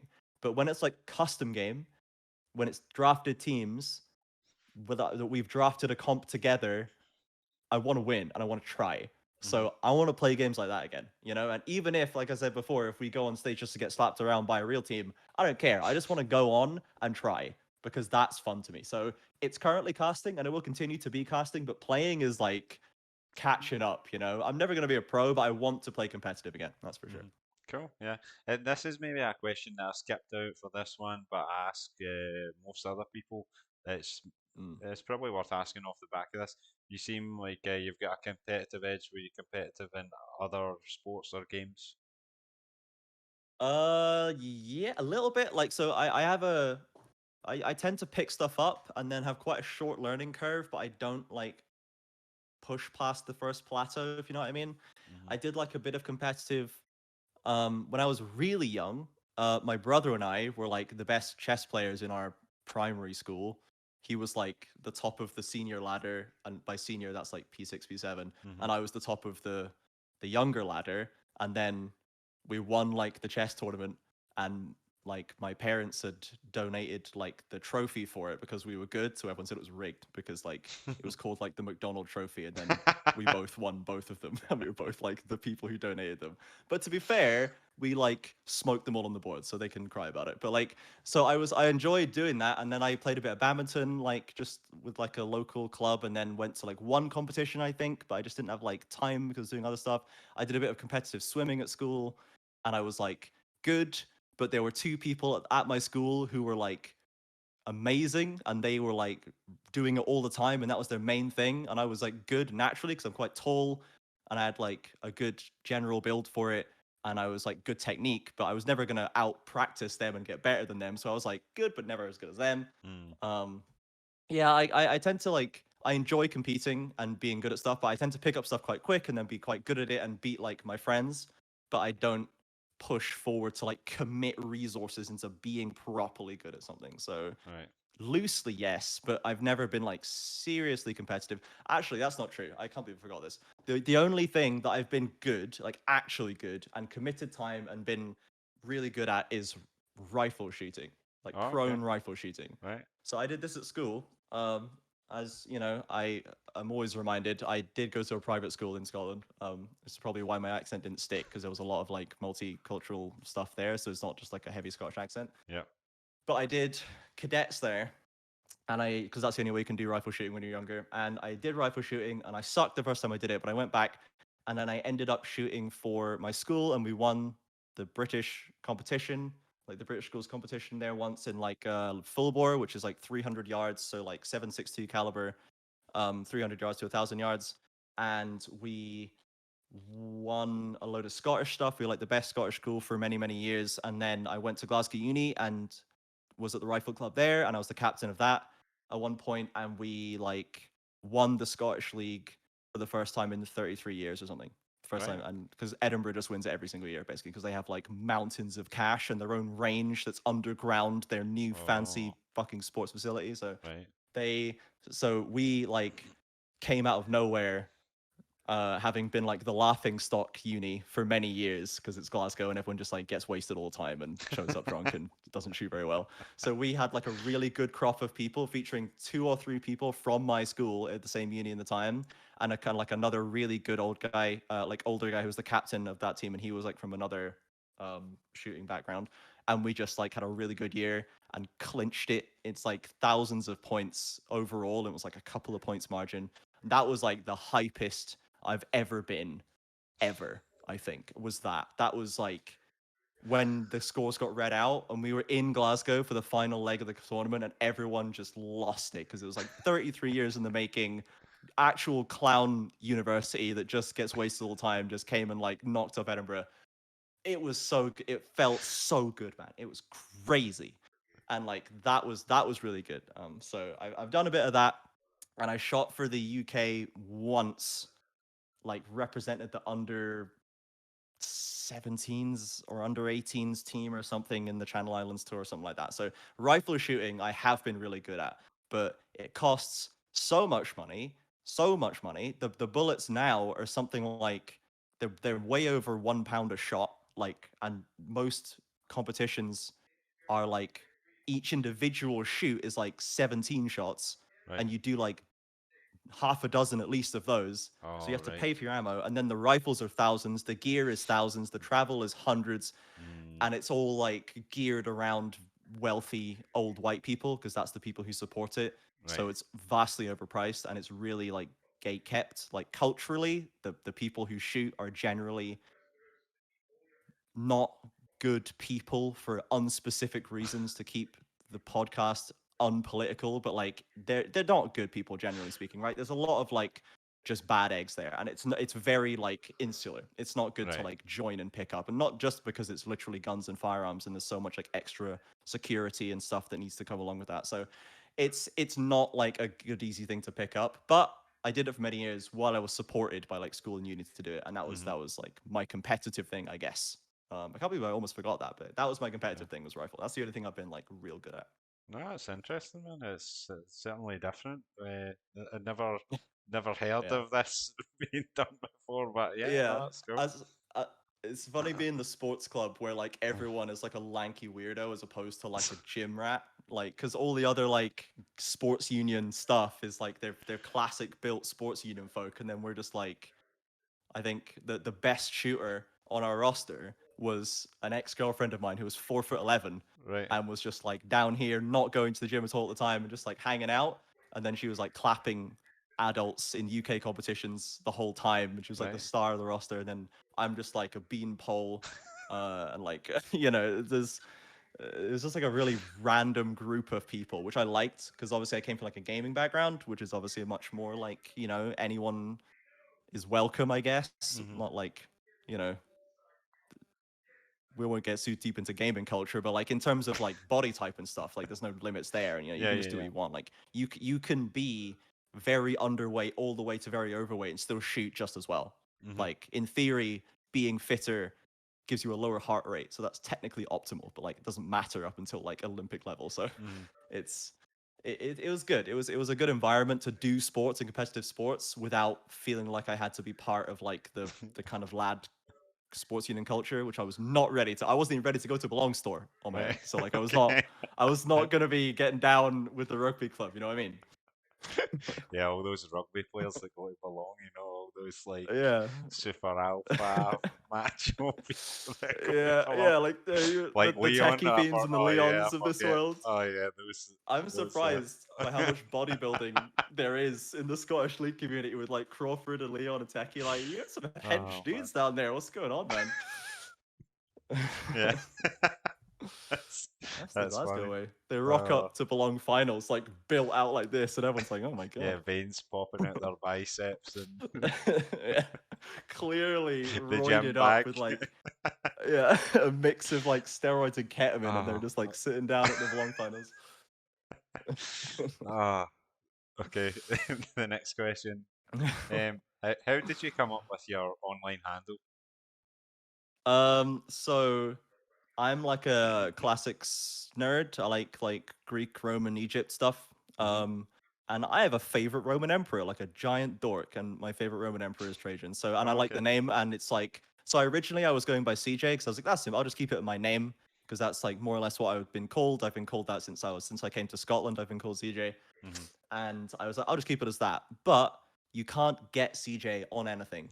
It's Yeah. just a name. You'll Yeah. never get it. And I don't want to be CJ casts. I really just don't want to be a lot of casters will use like tag casts as their whatever. And I don't want to do that. I just don't like it. And I don't like putting company names in front of it or just like numbers or any of this stuff. I hate that. I want it to be clean. So I was like, okay, I need a name that I can just use as mine that no one else in esports uses, as far as I'm aware. At least no other casters use. No one in the league uses.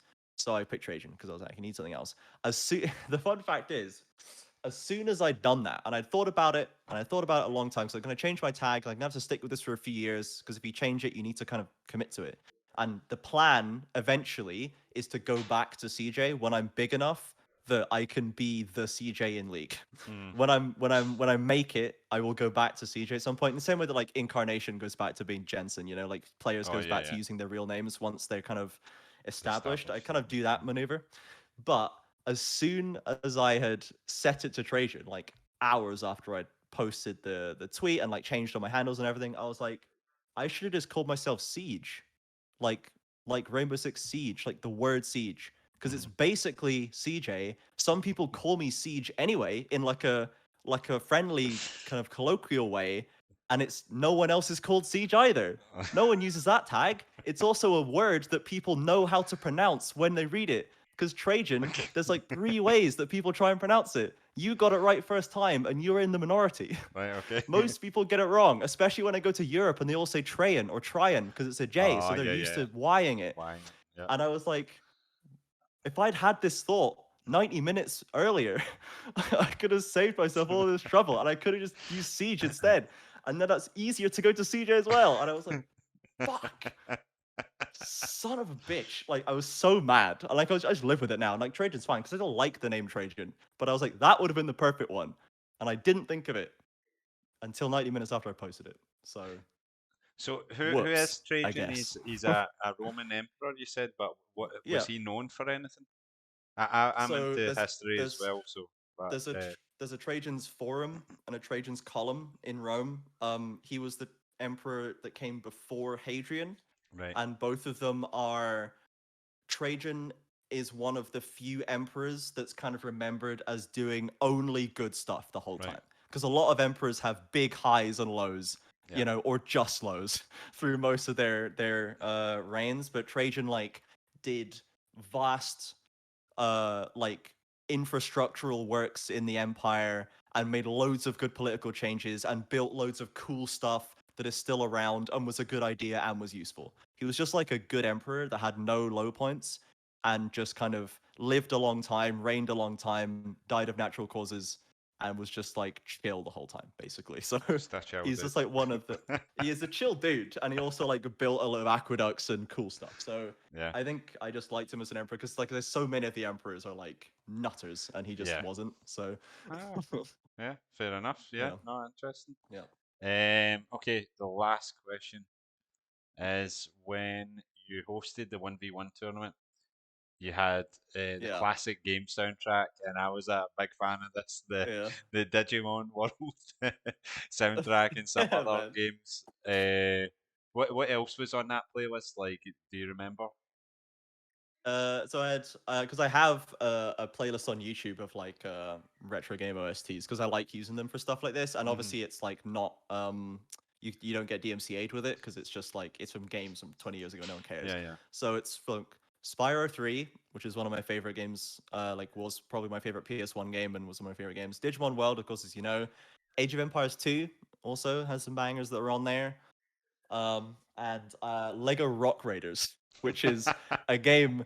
The only value that that game ever brought to the world was the soundtrack, which has like good, like slightly like higher tempo kind of anticipatory tracks on it, which are good for a tournament setting. Hmm. But the game is worthless and sucks, and I still don't know how it works, and I never did even when I was playing it. But Lego Rock Raiders is like the deep cut that I have. The Digimon World I thought was a deep enough cut that no one would get. Oh The yeah, Digimon was, and the yeah. fact that you were ready for Gear Savannah, I was like, oh my goodness. But there's if the day someone recognizes a Rock Raiders track, I will like Lose I your don't mind. know, I'll do a shoey on stream or something. Like that there's you can hold me to that. That is never gonna happen Oh ever. man.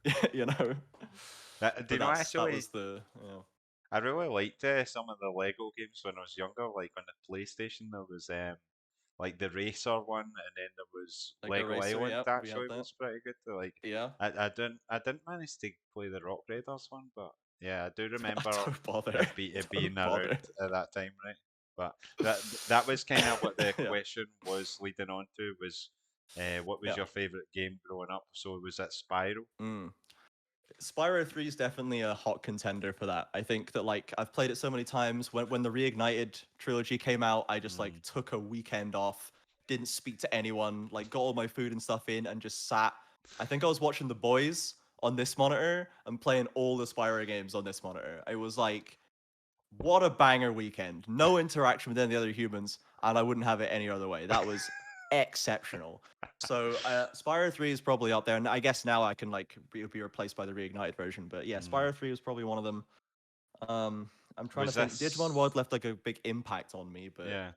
um, Like, 'cause Trying to it think if was there's any weird, other right? Like PS1 games. Pokemon was around at that time, but Yeah. I think I came into Digimon World like later on, but there was something Mm. about it that I really liked because it wasn't just so linear. Like you didn't just go, Yeah. I'll start with Charmander and I'll end up with Charizard at the end. It Yeah. was kind of like you And you just sometimes you follow the path through the whole of Pokemon, right? yeah But you have there to was you can pick where you want to go in Digimon World, and there's yeah like parts will open up, and like you can go back and find something new that's changed because of what you hmm did. Like actually, very good stuff. Like obviously, very good foundation there in a PS1 game. hmm And yeah, like that was just I think Spyro's probably the best one, like in terms of a game. It's like, really, really very good, and that's probably the best one. As I got a little older, that the oldest I would say, because I was still pretty young at this time, because it was like just when the PS3 came out, which is like hmm 2004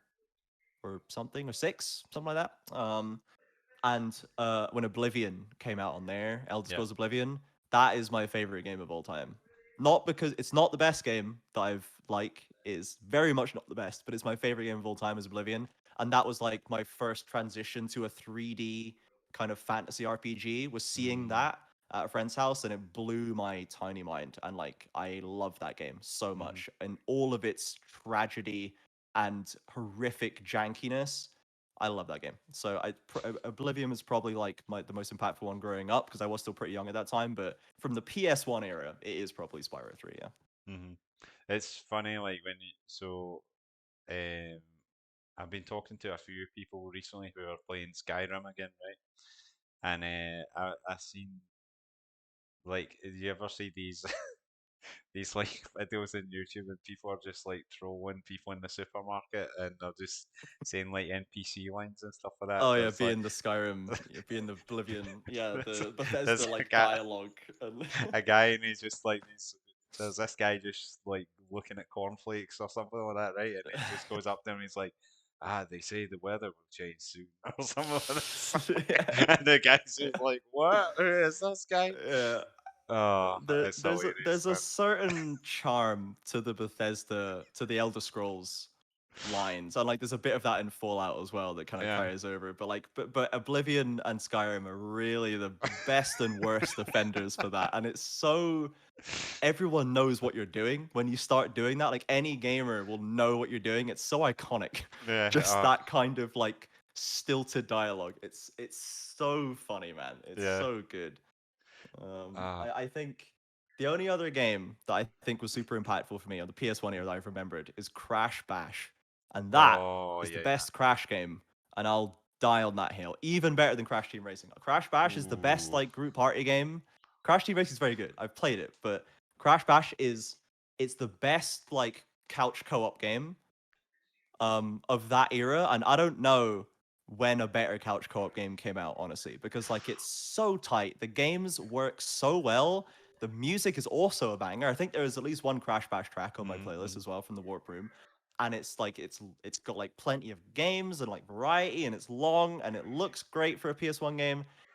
It's so good, man. And like that's also got like music and voice lines like drilled into my skull from because I was like playing with my brother. Like the way I play games when I was younger was mostly with him, either passing the pad or together Mm-hmm. because we were close enough in age. So that kind of couch co-op experience was like essential to Mm-hmm. my socialization and development as a human. Like that is cannot be understated. And Crash Bash was like a big part of that. So that's the Yeah. other one that I would shout out.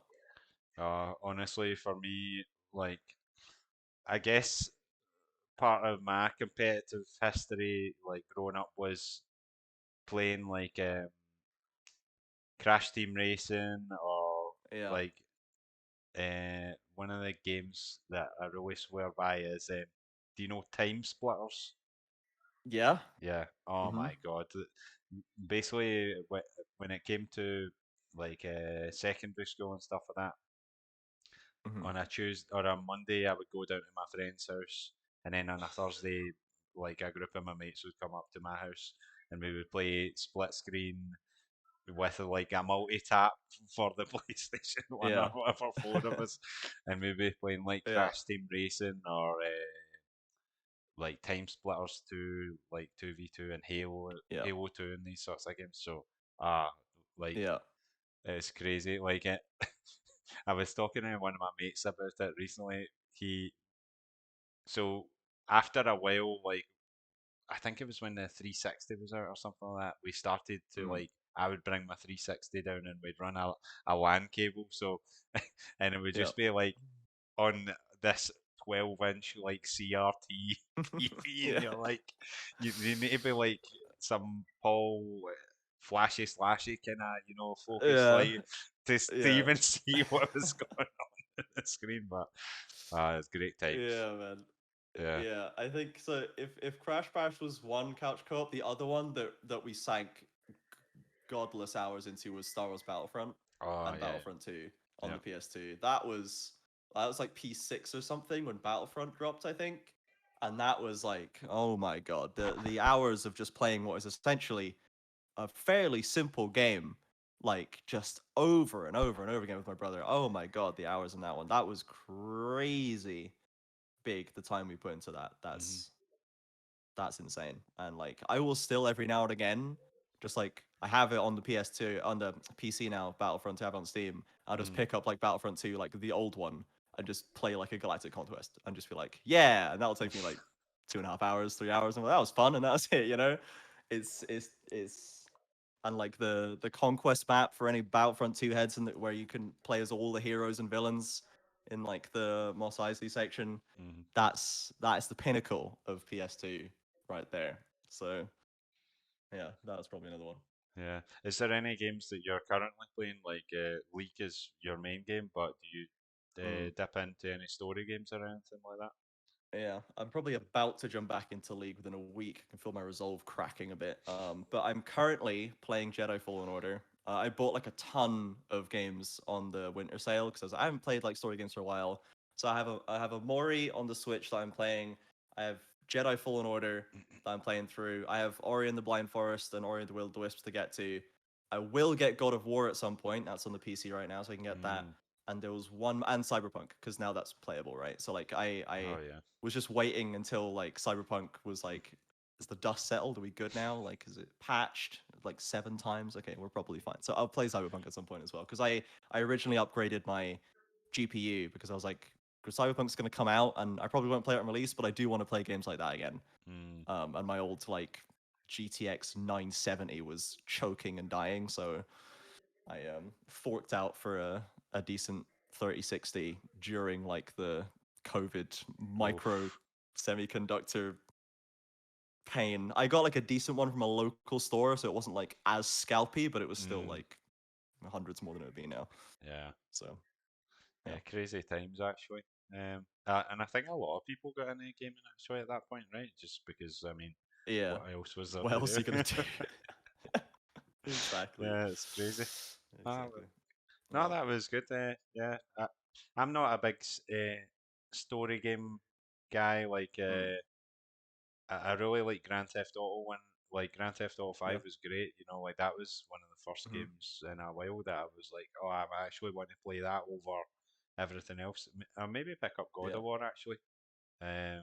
Cyberpunk has been on the radar, but like you said, Yeah. the condition that it got released in, it was a bit of I, I a fire, right? I Yeah, I think if you're gonna play, if you want to like try story games again, the impression I get, also having not played it yet, the impression I get is that God of War is probably like the highest quality experience you could have of the Hmm. from like a recent game, so it has all of the benefits of recent like progress in game development in terms of like it's not super bloated as far as I'm aware. The story is great, it feels great to play. Like if you're gonna play and try story games again, I think God of War is probably the place to go. Mm-hmm.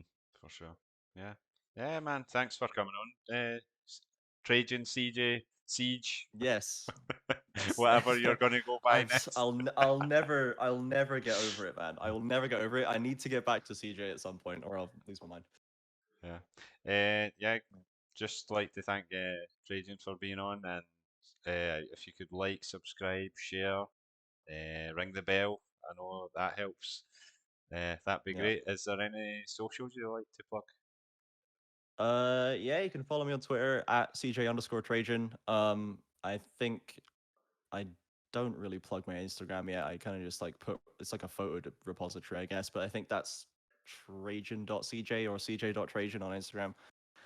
And that's probably fine, to be honest. I think that's all of it. I have like for anyone who wants to watch any more of my casting, I have a show reel pinned on my Twitter, and there'll be like updates there as to when I'm casting stuff, and like the CBLOL season will start again soon, and hopefully there'll be more Scottish stuff to do. So yeah, you can follow there and see when there's more activity going on. Perfect. Right. Thanks very much, everyone. Have a good night.